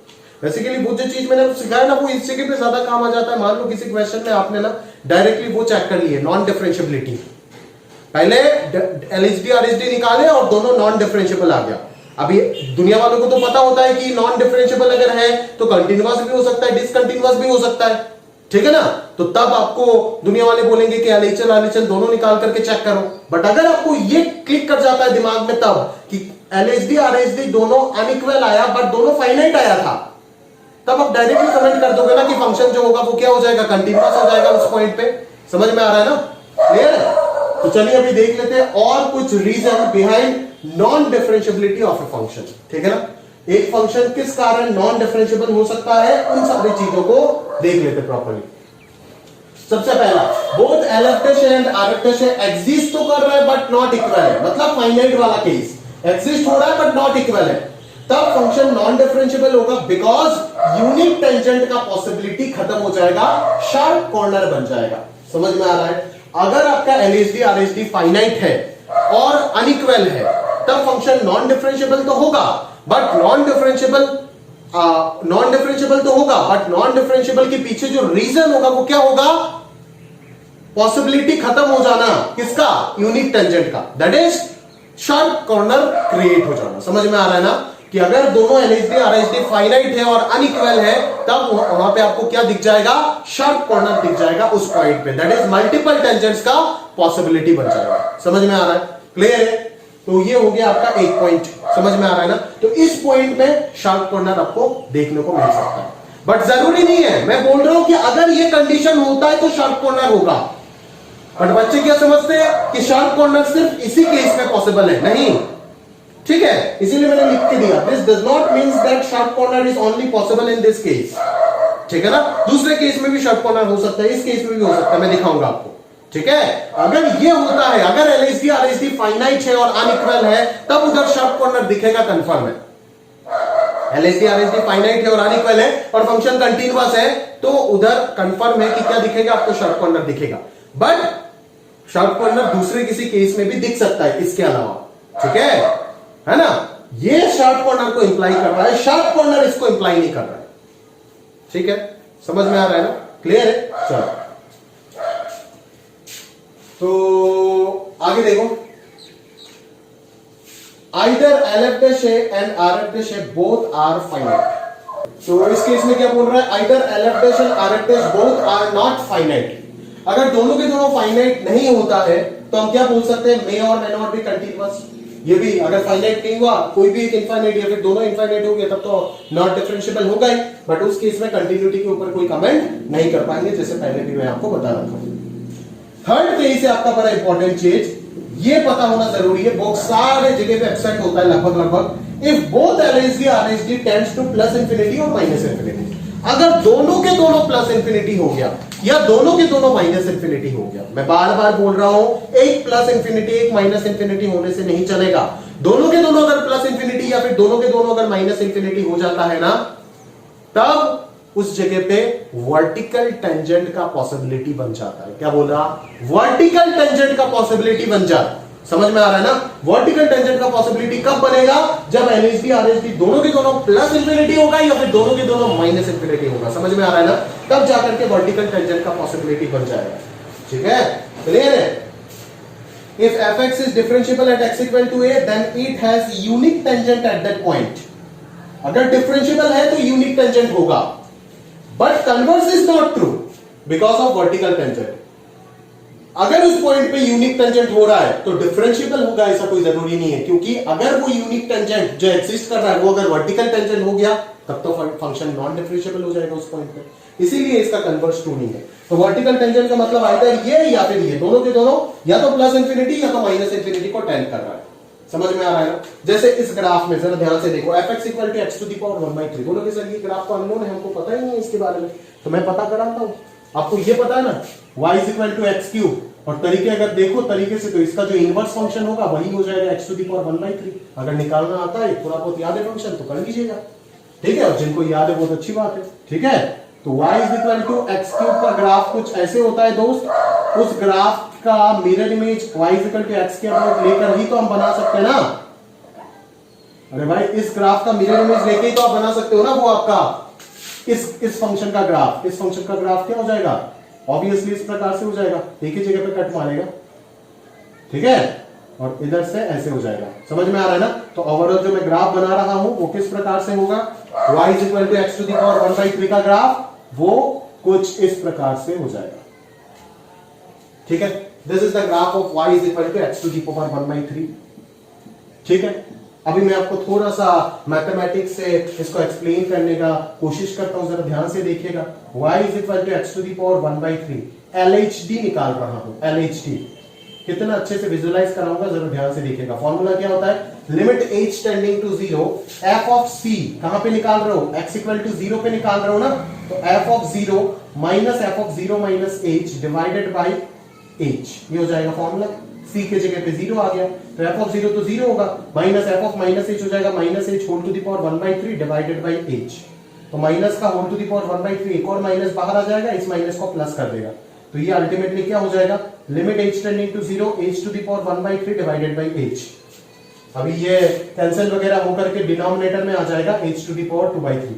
अगर h टेंडिंग टू 0 है तो ये किसको टेंड करेगा, प्लस इंफिनिटी को टेंड करेगा। सिमिलरली अगर आप RHD निकालते हो तो RHD के वक्त क्या हो जाएगा, f ऑफ 0 प्लस h, मतलब direct h to the power 1/3 minus 0/h हो जाएगा, वो भी 1/h टू द पावर 2/3 आएगा, और h टेंडिंग टू 0 पे आंसर प्लस इंफिनिटी देगा। मतलब दोनों ही केस में आंसर क्या दे रहा है, प्लस इंफिनिटी। मतलब अगर दोनों ही प्लस इंफिनिटी या दोनों ही माइनस इंफिनिटी देता है तभी जाकर के वर्टिकल टेंजेंट का पॉसिबिलिटी होता है।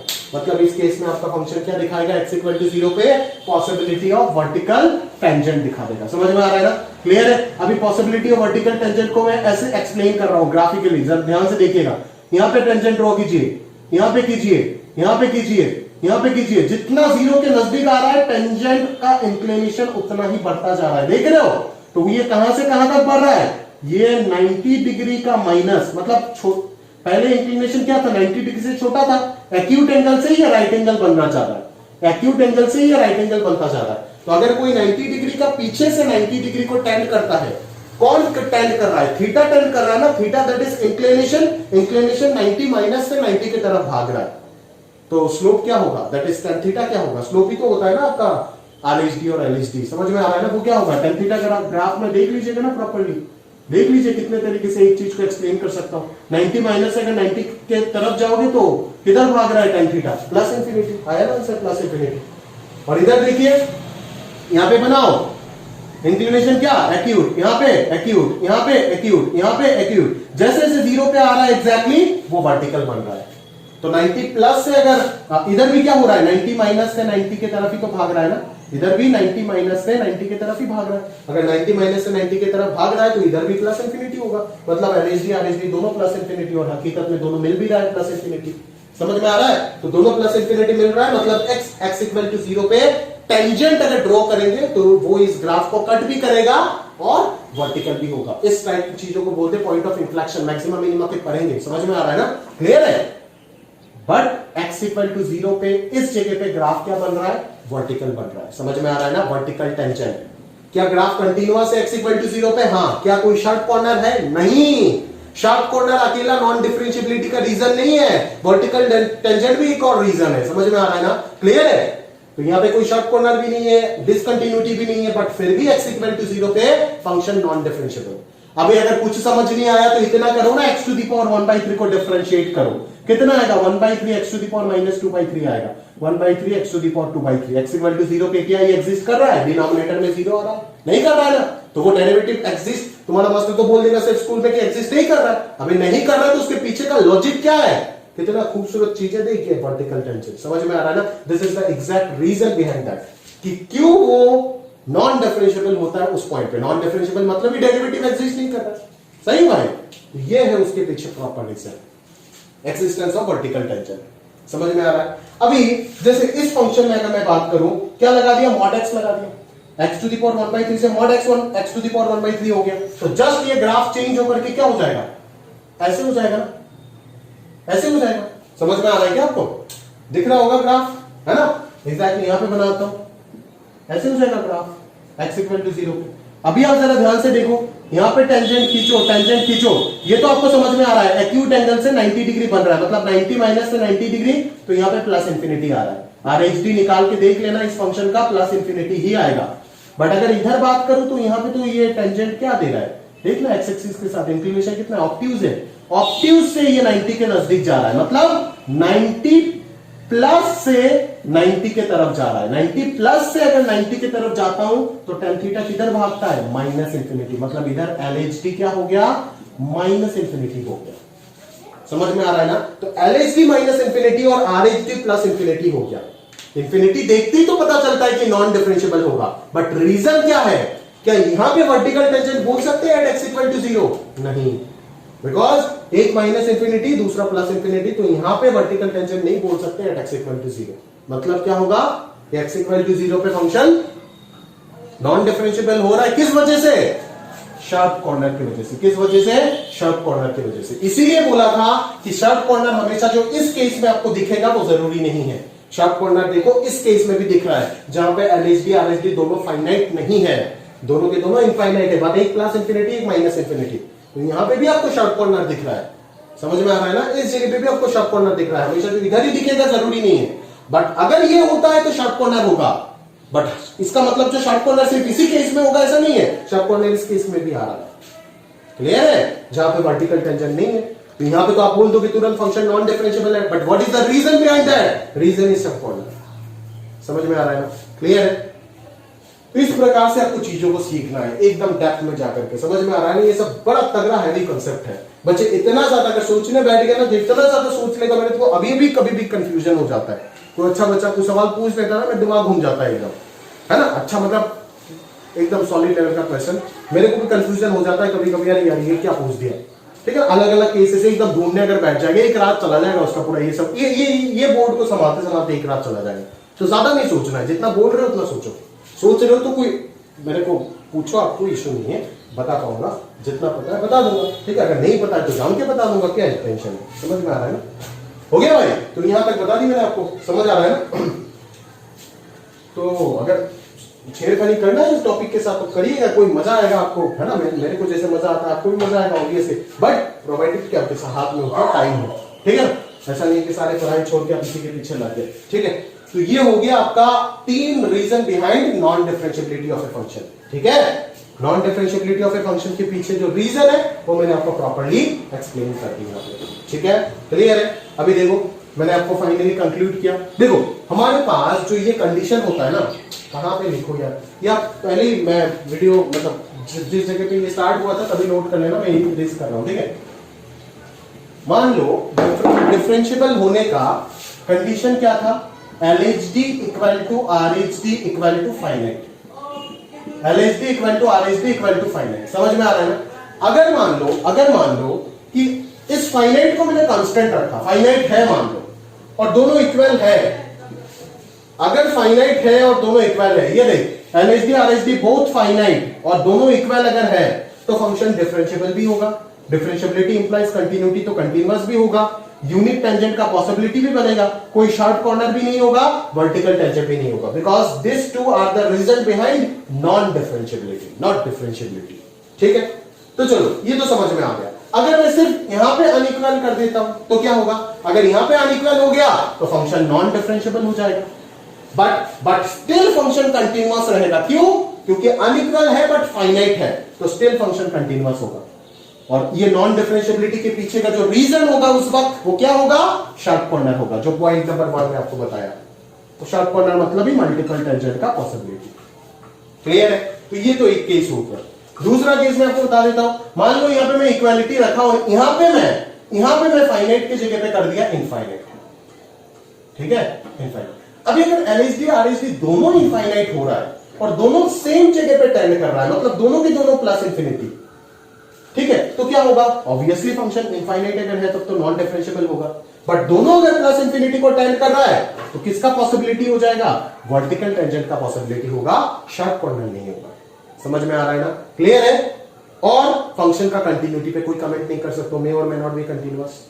सिमिलरली अगर माइनस इंफिनिटी हो गया तो नॉन डिफरेंशिएबल होगा, ऊपर से वर्टिकल टेंजेंट होगा, कोई शार्प कॉर्नर नहीं होगा, और सिमिलरली मे और मे नॉट बी कंटिन्यूअस। फिर आप कोई बच्चा ज्यादा सोचने लग जाता है, बोलता है सर कि आपने तो बोल दिया कि दोनों प्लस इंफिनिटी दोनों माइनस इंफिनिटी, अगर एक प्लस इंफिनिटी हो गया और एक माइनस इंफिनिटी हो गया तो क्या होगा, तो सोचो आप खुद ब खुद, है ना। अगर एक प्लस इंफिनिटी हो गया और एक अगर माइनस इंफिनिटी हो गया, जैसे इस ग्राफ में हो रहा था, इस ग्राफ में, तो क्या होगा, नॉन डिफरेंशिएबल तो होगा, कंफर्म है। कंटिन्यूटी पे कोई कमेंट आप नहीं कर पाओगे, समझ में आ रहा है ना। यहाँ पे कंटिन्यूअस दिख रहा है, बट ऐसा कोई ग्राफ में बना भी सकता हूं जहां पे डिसकंटिन्यूटी आ भी सकता है, समझ में आ रहा है, क्लियर है। तो कंटिन्यूटी पे आप कोई कमेंट नहीं कर पाओगे इन केस ऑफ इनफाइनाइट, ठीक है। और शार्प कॉर्नर हो भी सकता है, नहीं भी हो सकता है ना। वर्टिकल टेंजेंट तो नहीं दिख रहा है ना। वर्टिकल अगर एक प्लस इंफिनिटी एक माइनस इंफिनिटी हो गया तब तो वर्टिकल टेंजेंट दिखेगा ही नहीं ना आपको, है ना। तो या तो शार्प कॉर्नर हो जाएगा उसका नॉन डिफरेंशिएबिलिटी के पीछे रीजन, या तो डिसकंटिन्यूटी हो जाएगा, ठीक है। तो वही चीज है, समझ में आ रहा है ना। फिर किसी किसी केस में आपको ये भी मिल जाएगा कि एक वैल्यू तो फाइनाइट आ रहा है ना, दूसरा वैल्यू इनफाइनाइट आ रहा है। तो एक अगर फाइनाइट हो गया और दूसरा अगर इनफाइनाइट हो गया तो भी क्या हो सकता है, नॉन डिफरेंशिएबल तो होगा। अभी उस केस में डिसकंटिन्यूअस भी हो सकता है, कंटिन्यूअस भी हो सकता है, समझ में आ रहा है ना। कंटिन्यूटी पे कोई कमेंट कर ही नहीं सकते अगर एक फाइनाइट इनफाइनाइट हो गया, कोई भी एक, एटलीस्ट एक अगर इनफाइनाइट हो गया तो कंटिन्यूटी पे कोई कमेंट नहीं चलेगा, ठीक है। और वर्टिकल टेंजेंट शार्प कॉर्नर आएगा ही नहीं, वो सब देखना पड़ेगा। मुद्दे का चीज ये याद रखना कि वर्टिकल टेंजेंट का पॉसिबिलिटी तभी बनता है जब दोनों प्लस इंफिनिटी या दोनों माइनस इंफिनिटी पे भागता है, ठीक है ना, क्लियर है। अभी कभी कभी ना मैं क्लास में जैसे बच्चों को पूछता हूं कि बोलो तो क्या शार्प कॉर्नर नॉन डिफरेंशिएबिलिटी को इंप्लाई कर रहा है, वो बोलेगा बिल्कुल सही है सर, क्योंकि अगर फंक्शन नॉन डिफरेंशिएबल, अगर शार्प कॉर्नर आ गया तो नॉन डिफरेंशिएबल होगा। बट क्या नॉन डिफरेंशिएबल शार्प कॉर्नर को इंडिकेट कर रहा है, वो तब भी हाँ बोल देता है, बट आंसर क्या होगा, नहीं, ये गलत है। बिकॉज नॉन डिफरेंशिएबिलिटी क्या सिर्फ शार्प कॉर्नर के लिए ही होगा, नहीं, वो वर्टिकल टेंजेंट के लिए भी तो हो सकता है नॉन डिफरेंशिएबल। देख नहीं रहे हो इस ग्राफ में, है ना, कोई कॉर्नर नहीं था बट स्टिल नॉन डिफरेंशिएबल है। तो ये वैलिड रहेगा क्या उस वक्त, नहीं होगा, ठीक है ना। बट इस चीज को बच्चे इस चीज के साथ कंफ्यूज कर देते हैं। यहां पे मैंने कुछ और चीज बोला है दोस्त, यहां पे कुछ और बोला है, यहां पे कुछ और बोला है, ध्यान से पढ़िएगा तो समझ जाएंगे, ठीक है। ध्यान से अगर मेरी बात सुने होंगे तो समझ जाएंगे कि अगर फंक्शन मतलब अगर फंक्शन का ये पहले वाला कंडीशन जो है वो अगर सेटिस्फाई हो रहा है तो शार्प कॉर्नर होगा। बट ऐसा नहीं है सिर्फ इसी केस में होगा, दूसरे केसेस में भी शार्प कॉर्नर आ सकता है, ठीक है ना।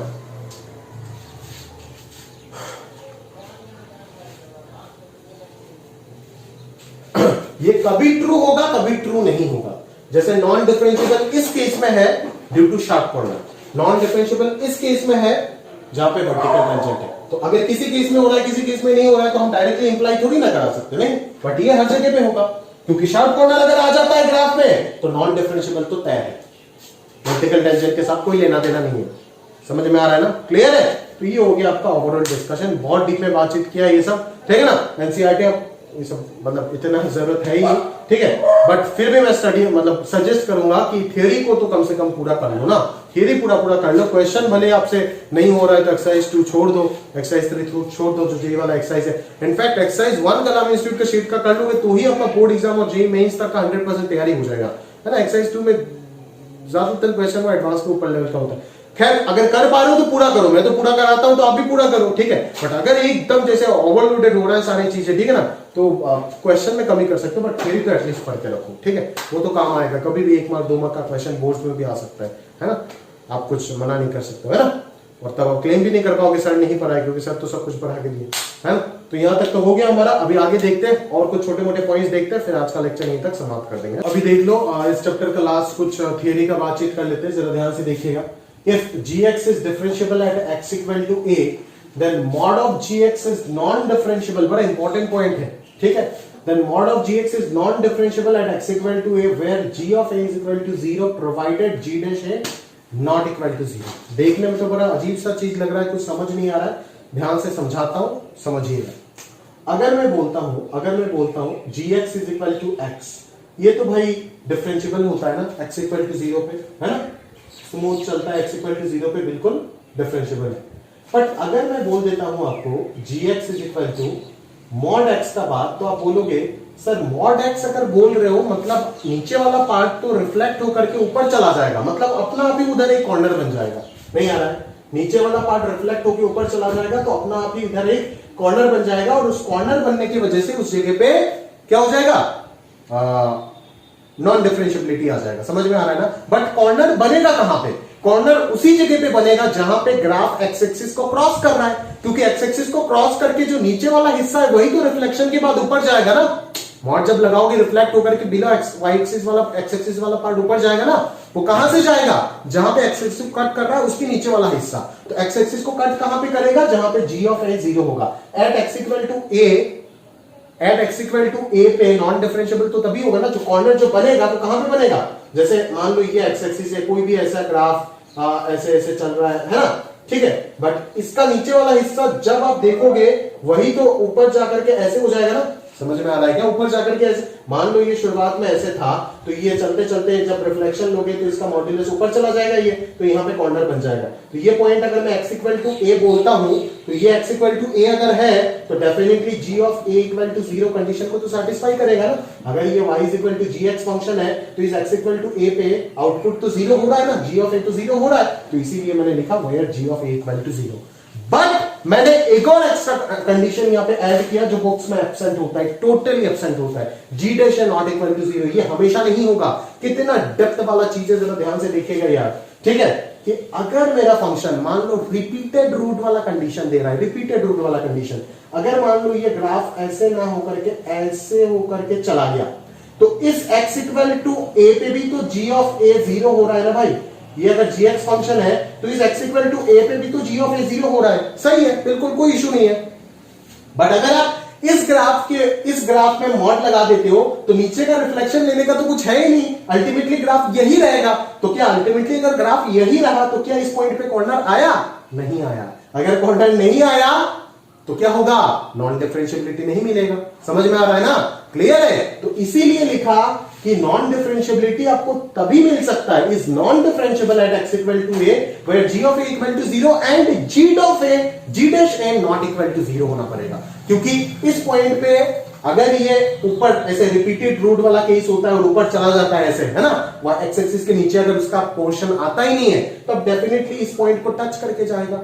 और अगर डेफिनेटली ये इस पॉइंट को टच करके जाएगा तो इस पॉइंट पे जो एक्स एक्सिस है वो तो टेंजेंट बनेगा ना, दैट इज स्लोप तो 0 होगा, तो डेरिवेटिव 0 होगा। समझ में आ रहा है ना? बट मैंने बोला कि डेरिवेटिव नॉन 0 होने के लिए नॉन डिफरेंशिएबल होगा। समझ में आ रहा है? अगर डेरिवेटिव 0 हो गया मतलब ये वाला केस होगा, अगर x इक्वल टू a पे डेरिवेटिव 0 हो गया मतलब ये वाला केस होगा, और अगर ये वाला केस हुआ तो नॉन डिफरेंशिएबल नहीं बोल सकते उस पॉइंट पे। बट अगर ये वाला केस हुआ तो नॉन डिफरेंशिएबल बोल सकते हैं x इक्वल टू a। तो ये वाला केस में आपको क्या दिख रहा है कि g डैश है नॉट इक्वल टू 0, बट ये वाला केस में आपको क्या दिख रहा है, g डैश है इक्वल टू 0। तो नॉन डिफरेंशिएबल होने के लिए कौन सा केस होगा, ये होगा या फिर ये होगा? ऑब्वियसली ये वाला केस होगा, मतलब g डैश है नॉट इक्वल टू 0 होगा। समझ में आ रहा है ना? क्योंकि यहाँ पे देखो ना, ये ग्राफ नीचे आ रहा था ना, नीचे आ रहा था, तो यहाँ पे टेंजेंट ड्रॉ करेंगे तो क्या स्लोप 0 आ रहा है? नहीं। यहाँ पे अगर टेंजेंट ड्रॉ करेंगे तब तो वो ऐसे आएगा, इसका स्लोप कहाँ 0 आ रहा है? नहीं आ रहा है। बट अगर ग्राफ ऐसे टच करके ऊपर चला जाता है तो यहाँ पे टेंजेंट बनाएंगे तो ये स्लोप हो जाएगा, ये टेंजेंट बन जाएगा और इसका स्लोप 0 हो जाएगा। बट इस पॉइंट पे टेंजेंट ये है जिसका स्लोप नॉन 0 है। समझ में आ रहा है क्या? क्लियर है? इसीलिए यहाँ पे लिखा गया कि जी डैश मस्ट बी 0। ठीक है, मतलब एकदम 99% मटेरियल और बुक्स में ये एब्सेंट होता है, ध्यान से। ठीक है, पढ़ने से पहले संभाल के, ठीक है ना? इसीलिए मैं पसंद नहीं करता हूं, है ना? कोचिंग तो बहुत पसंद होता है मेरे को, क्योंकि पढ़ाई बहुत सही से जाता है, उनका डीमेरिट्स भी बहुत होता है, ठीक है ना? बट जो मुद्दे का चीज है कि मटेरियल खरीद के आप पढ़ लोगे और आईटी का तैयारी कर लोगे, ऐसा आज तक इंसान कोई हुआ नहीं जिंदगी में जो कोचिंग मटेरियल्स पढ़ के आईटी में सेलेक्ट हो जाए। इम्पॉसिबल है, क्योंकि उसमें कुछ रहता ही नहीं है। डीएलपी वाला सिस्टम जो है आपका जूनियर अगर कोई लेता है, मेरा कुछ ही नहीं है उसमें, ठीक है ना? मेरा क्या है, उनका नुकसान करा के मेरा क्या है? तो उनका नुकसान कराना इंपॉर्टेंट है ना, क्योंकि ये गंदा चीज है ना।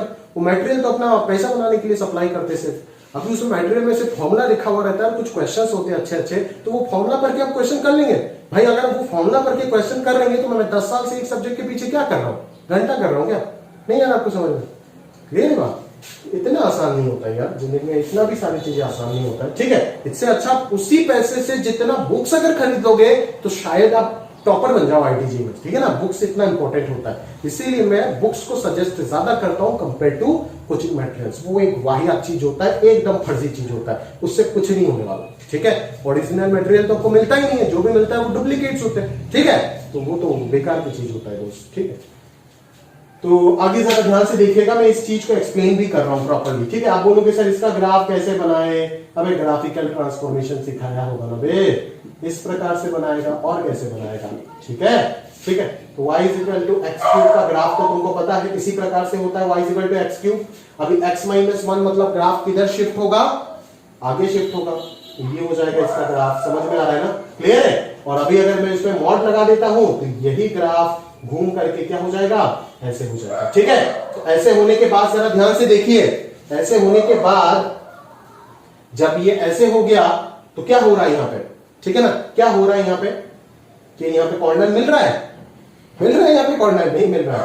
ये अगर ऐसे ऊपर चला गया तो यहाँ पे कॉर्नर मिलेगा आपको? नहीं मिल रहा है कॉर्नर। समझ में आ रहा है? मतलब यहाँ पे ग्राफ नॉन डिफरेंशिएबल होगा। समझ में आ रहा है? बट अगर आप उल्लू की तरह जस्ट मक करके मतलब रट के रटाफिकेशन से आप देखते हो कि fx अगर आपका डिफरेंशिएबल है तो मॉड fx नॉन डिफरेंशिएबल। आपको पता है क्या ये ग्राफ डिफरेंशिएबल है? आप पूरा दुनिया जानता है कि x क्यूब का ग्राफ जो है वो x इक्वल टू 0 पे डिफरेंशिएबल होता है। ठीक है, तो ये ग्राफ डिफरेंशिएबल है x इक्वल टू 1 पे, और मैंने आपको पूछा है mod of x minus 1 whole cube. अभी आप जानते हो कि ये graph differentiable x equal to 1 पे।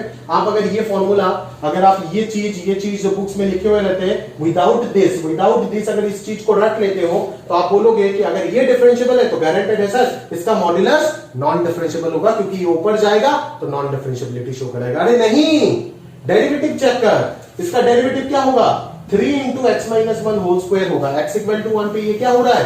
0 हो रहा है। अगर ये 0 हो रहा है तो ये कॉर्नर नहीं देगा। देखो ये कॉर्नर नहीं दे रहा है, स्मूथ हो रहा है ग्राफ। समझ में आ रहा है क्या? ये कॉर्नर नहीं दे रहा है, स्मूथ हो रहा है। समझ में आया ना? बट g डैश a का वैल्यू अगर नॉन जीरो है तब कॉर्नर मिलेगा। ठीक है, तो अगर आप इस कंडीशन को ध्यान रखते हो तो आपका ये क्वेश्चन गलत नहीं होगा। आप बोल दोगे कि यहाँ पे ये डिफरेंशिएबल होगा, नॉन डिफरेंशिएबल नहीं होगा, ये डिफरेंशिएबल होगा क्योंकि डेरिवेटिव जीरो होगा। अगर डेरिवेटिव नॉन जीरो होता तब पक्का mod of GX non differentiable होता। इसीलिए बोला कि इस कंडीशन का अहमियत बहुत ज्यादा है। ठीक है, अभी बच्चे बोलेंगे सर ग्राफ तो ऐसे है, अगर यहां से अपन ऊपर बनाएंगे तब तो ये ऐसे बनेगा, ठीक है ना, ऐसे या फिर जैसे ही बने ऐसे बनेगा, ठीक है, तो ये कॉर्नर तो दिख रहा है। अबे भाई तुमको एक्स क्यूब का ग्राफ सही से पता ही नहीं, अगर तुम ये सब बात कर लो तो तुमको एक्स क्यूब का ग्राफ सही से पता ही नहीं। अगर ध्यान से सॉफ्टवेयर बना करके देखोगे ना तो एक्स क्यूब बहुत बहुत कुछ देर तक वो जीरो के बहुत नजदीक रहता है, फिर अचानक से इंक्रीज करना शुरू हो जाता है, समझ में आ रहा है ना, फिर अचानक से बढ़ना शुरू हो जाता है। सिमिलरली इधर भी वो ऐसे ही चलता है, समझ में आ रहा है ना। अभी अगर तू इसको इरेज करके ऊपर बनाएगा तो तेरे को क्लियरली दिखेगा कि चीजें जो है वो ऐसे होगा, ठीक है, तो यहाँ पे कोई कॉर्नर नहीं बनेगा। और ये आपको मैथमेटिकली दिख भी रहा है कि डेरिवेटिव जीरो हो रहा है तो कॉर्नर बनने का कोई चांस है ही नहीं, है ना, फंक्शन तो डिफरेंशिएबल है ना, मॉड ऑफ दिस भी क्या होगा, डिफरेंशिएबल होगा। समझ में आ रहा है ना, क्लियर है। चलो ठीक है, एक और एग्जांपल लिखा हुआ है वो भी मैं डिस्कस कर देता हूं आपके साथ, ठीक है ना, देखिए जरा properly.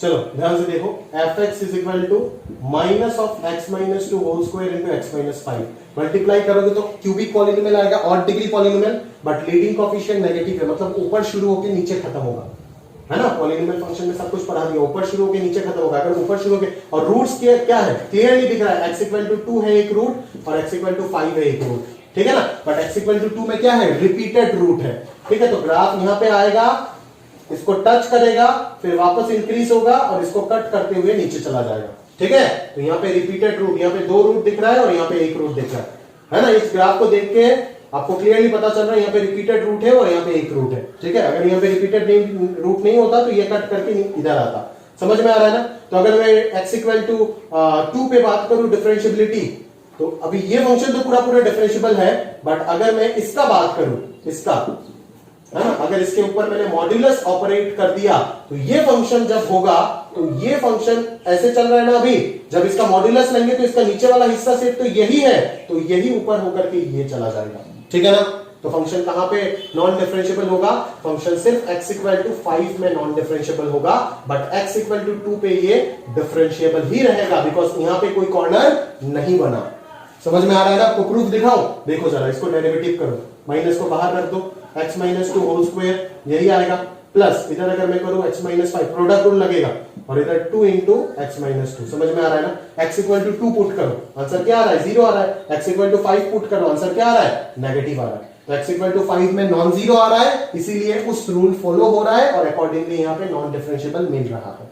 But x equal to 2 put करने से ये दोनों फैक्टर 0 होने की वजह से 0 आ रहा है, इसीलिए वो रूल फॉलो नहीं हो रहा है और आंसर डिफरेंशिएबल आ रहा है। समझ में आया ना, क्लियर है, पक्का।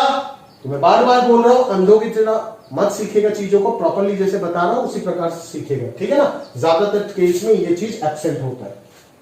अभी आगे देखो, आगे आपको बोला जा रहा है कि gx इंटू मॉड gx हमेशा डिफरेंशिएबल होगा at x equal to a if g of a is equal to 0, ठीक है, कि gx इंटू मॉड gx जो चीज है, gx इंटू मॉड gx जो चीज है वो हमेशा डिफरेंशिएबल होगा कहां पे, x इक्वल टू a पे, x इक्वल टू a पे वो हमेशा डिफरेंशिएबल होगा if g of a is equal to क्या हो जाता है, 0 हो जाता है, क्योंकि जैसे मॉड x नॉन डिफरेंशिएबल हो जाता है, ठीक है ना, बट उसके साथ अगर मैं x लगा देता हूं तो ये फंक्शन डिफरेंशिएबल हो जाता है। समझ में आ रहा है, क्लियर है, पक्का। इसका डिफरेंशिएबिलिटी चेक करके देख लीजिएगा, इसको अगर डिफाइन करेंगे तो ये x स्क्वायर हो जाएगा फॉर x ग्रेटर देन 0 और माइनस x स्क्वायर हो जाएगा फॉर x लेस देन 0, है ना। आराम से LHD निकालो, क्या आएगा, इक्वल आएगा। समझ में आ रहा है ना, क्लियर है। सिमिलरली जैसे मैंने यहाँ पे एक एग्जांपल लिखा है ना, इधर gx होना चाहिए और इधर mod gx होना चाहिए, तो gx इंटू mod gx वाला पैटर्न आपको जहां पे भी दिख जाएगा, क्लियरली आप स्टेट कर पाओगे कि फंक्शन उधर नॉन डिफरेंशिएबल होगा, कहां पे, at x equal to that point, मतलब at x equal to that point where this function gx is 0, ठीक है, that is g of a is 0, ठीक है। तो ये नोट भी याद रखिएगा, ये काफी इंपॉर्टेंट है, ठीक है ना। चलो आगे बात करते हैं कि डिफरेंशिएबिलिटी इंप्लाइज कंटिन्यूटी, वो तो सही है, बट डिफरेंशियबिलिटी इंप्लाइज कंटिन्यूटी, वो तो ठीक है, बट उस फंक्शन का डिफरेंशियबिलिटी होके जो डेरिवेटिव मिलेगा, दैट इज एफ एक्स अगर डिफरेंशियबल है तो एफ डैश एक्स जो होगा, f dash x, F x अगर डिफरेंशियबल है तो एफ डैश एक्स मिलेगा ना उस फंक्शन का डेरिवेटिव, वो हमेशा जो कंटिन्यूअस होगा ऐसा कोई जरूरी नहीं है। डिफरेंशियबिलिटी इंप्लाइज कंटिन्यूटी, बच्चा इसका ये भी गलत मतलब निकालता है कि F dash x implies continuity. अरे डिफरेंशियबिलिटी इंप्लाइज कंटिन्यूटी का मतलब कहीं पे भी ये नहीं है कि एफ डैश एक्स कंटिन्यूअस है, एफ डैश एक्स डिसकंटिन्यूअस भी हो सकता है। डिफरेंशियबिलिटी इंप्लाइज कंटिन्यूटी का मतलब है कि एफ एक्स डिफरेंशियबल है तो एफ एक्स ही कंटिन्यूअस होगा, but F dash x discontinuous भी हो सकता है। ये देखो example, x square sine 1/x, differentiate करो, एक्स स्क्वायर प्रोडक्ट रूल लगाया, साइन ऑफ सर का differentiation cos sir into derivative of sir हो गया -1/x square, plus sign of 1/x रख दिया और डेरिवेटिव ऑफ x स्क्वायर हो गया 2x। समझ में आ रहा है ना? तो ये तो कैंसिल हो गया है ना, इधर आ गया 2x साइन 1/x और माइनस कॉस 1/x। अभी देख x इक्वल टू 0 पे ये तो कंटिन्यूअस, बट ये क्या है, ऑसिलेटिंग डिसकंटिन्यूटी, ये डिसकंटिन्यूअस है। तो difference of A continuity and discontinuity क्या हो जाएगा, डिसकंटिन्यूअस और कंटिन्यूअस फंक्शन का डिफरेंस ऑब्वियसली क्या होगा, डिसकंटिन्यूअस होगा ना, तो ये फंक्शन क्या आया, डिसकंटिन्यूअस आया। कहां पे, एट x इक्वल टू 0। समझ में आ रहा है ना? तो डिफरेंशियबिलिटी इंप्लाइज कंटिन्यूटी का मतलब है fx अगर डिफरेंशियबल है तो fx ही कंटिन्यूअस होगा, बट fx का जो डेरिवेटिव होगा f डैश वो कंटिन्यूटी होगा, वो जरूरी नहीं है। समझ में आ रहा है ना? क्लियर है? चलो तो लास्ट पॉइंट में और कुछ स्पेशल फंक्शन के बारे में बात कर लेता हूं। देखो सिग्नम x का अगर मैं बात किया तो signum x at x equal to 0 क्या होगा, नॉन डिफरेंशियबल होगा ड्यू टू वर्टिकल टेंजेंट। आप देख सकते हो उसका ग्राफ, LHL निकाल करके देखिएगा। बॉक्स एक्स अगर मैं बात करूं इंटीजर में, फ्रैक्शन पार्ट अगर बात करूं इंटीजर में, सारे के सारे इंटीजर पॉइंट्स में डिसकंटिन्यूअस है, अगर डिसकंटिन्यूअस है तो नॉन डिफरेंशियबल होगा। बट बहुत जगह पे आप देखोगे कि बहुत जने ddx ऑफ बॉक्स एक्स लिख देगा 0, ddx ऑफ फ्रैक्शन पार्ट लिख देगा 1, वो सब होगा कहां पे होगा, राइट हैंड डेरिवेटिव पे होगा। समझ में आ रहा है ना? इंटीजर पॉइंट्स में अगर आप राइट हैंड डेरिवेटिव निकालोगे तो 0 आएगा, यहां पे राइट हैंड डेरिवेटिव निकालोगे तो 1 आएगा, इसीलिए लिखा व्हेनेवर एक्सिस्ट। समझ में आ रहा है ना? जैसे अगर x एक नॉन इंटीग्रल वैल्यू है तब तो बॉक्स एक्स और फ्रैक्शन पार्ट ऑफ x दोनों के दोनों कंटीन्यूअस फंक्शन है ना, तब अगर दोनों के दोनों कंटीन्यूअस फंक्शन है तब तो उनका डेरिवेटिव एग्जिस्ट करना चाहिए और फंक्शन डिफरेंशियबल भी होना चाहिए। डिफरेंशियबल होना मतलब डेरिवेटिव एग्जिस्ट करना, तो तब दोनों का आंसर क्या होगा, 0। बट एग्जैक्टली इंटीग्रल पॉइंट में एग्जिस्ट नहीं करता है, और अगर एग्जिस्ट करता भी है तो एक साइड से एग्जिस्ट करेगा, सिर्फ RHD से। समझ में आ रहा है ना? जैसे मैं एक एग्जांपल लेकर के यहाँ पे दिखा भी देता हूँ आपको, समझ में आ रहा है? जरा ध्यान से देख लो तो प्रॉपर्ली और अच्छे से आपको समझ में आ जाएगा। जैसे अगर मैं फ्रैक्शन पार्ट ऑफ x को अगर मैं एक्सप्लेन करूँ ना, उसका आंसर मैं x लिख सकता हूँ when x is less than 1, ठीक है, और ग्रेटर देन इक्वल टू 0, और उसका आंसर मैं 1 से 2 पे लिख सकता हूँ x माइनस 1। समझ में आ रहा है? तो आप जरा ध्यान से देखो, आप जरा ध्यान से देखो कि क्या हो रहा है। अगर मैं RHD निकालने गया तो लिमिट h टेंडिंग टू 0 हो जाएगा, ठीक है, f of 1 plus h, f of 1 पे निकाल रहा हूं तो 1 प्लस h होगा minus f of 1 divided by h। तो ये कितना आ जाएगा, limit h tending to 0, f of 1 plus h will be h minus f of 1 कितना हो जाएगा, 0 डिवाइडेड बाय h, तो h कैंसिल होकर आंसर आ जाएगा, ठीक है। बट अगर LHD आप निकालने जाओगे तो आएगा आपका f of 1 minus f of 1 minus h divided by h आएगा। समझ में आ रहा है? तो limit h tending to 0, f of 1 कितना होगा, f ऑफ 1 तो स्टिल 0 है, और f ऑफ 1 माइनस h तो इस फंक्शन में पुट करोगे ना, क्योंकि 1 के लेफ्ट साइड में तो फंक्शन चेंज हो गया, x हो जाएगा, तो ये हो जाएगा 1 minus h divided by h। तो ये अल्टीमेटली क्या आ रहा है, limit h tending to 0, h minus 1 by h। अभी अगर 0 पुट करोगे तो ये माइनस 1 बाय 0 जो कि माइनस इंफिनिटी को टेंड कर रहा है। समझ में आ रहा है? तो लेफ्ट हैंड डेरिवेटिव इसका एग्जिस्ट ही नहीं कर रहा है, बट राइट हैंड डेरिवेटिव इसका 1 हो रहा है। तो जब भी हम नॉन इंटीग्रल पॉइंट्स में तो इसका डेरिवेटिव एग्जिस्ट करेगा ही, हम बोल ही सकते हैं डायरेक्टली इसका 1 होगा और इसका 0 होगा at non integral points. But integral points में अगर कोई भी आपको कभी पूछता है कि बॉक्स एक्स और ग्रेटेस्ट इंटीजर फंक्शन का डेरिवेटिव क्या होता है, तो आप क्या बोलोगे, इसका 0 बोलोगे, इसका 1 बोलोगे, प्रोवाइडेड ये सिर्फ एक साइड से एग्जिस्ट कर रहा है, which is the right side. समझ में आ रहा है? लेफ्ट साइड से वो एग्जिस्ट ही नहीं कर रहा है। क्लियर है? इसीलिए लिखा व्हेनेवर एक्सिस्ट, ठीक है। तो ये हो गया आपका complete discussion all about differentiability. जितना भी थ्योरी था, मेरे को जितना पता था, शायद और भी हो सकता है, ठीक है। आगे जितने जितने और डेवलप करेंगे तो और पता चलेगा, ठीक है। बट ये मोर देन इनफ है, ठीक है ना। एडवांस में आपको 100% नंबर लाने के लिए मोर देन डिफरेंशिएबिलिटी के सारे क्वेश्चन सॉल्व करने के लिए मोर देन सफिशिएंट थ्योरी मैंने बता दी, और थ्योरी का जरूरत होता ही नहीं, और अगर होगा तो ओवरलोडेड हो जाएगा चीजें, ठीक है। तो इतना चीज आप कवर कर लीजिएगा, मोर देन सफिशिएंट है ना, और किसी चीज का कोई जरूरत ही नहीं है अभी। बस जितना थ्योरी आप सीखे हो उसको प्रॉपरली क्वेश्चन में कैसे अप्लाई करना है उस चीज को सीखना है, और वो चीज अगर क्लियर हो गया तो और किसी चीज का कोई जरूरत नहीं है, ठीक है। तो आज के लिए यहां तक समाप्त करते हैं हमारा लेक्चर। अलविदा, पढ़ते रहिएगा प्रॉपरली और अगले लेक्चर में मिलते हैं, ठीक है।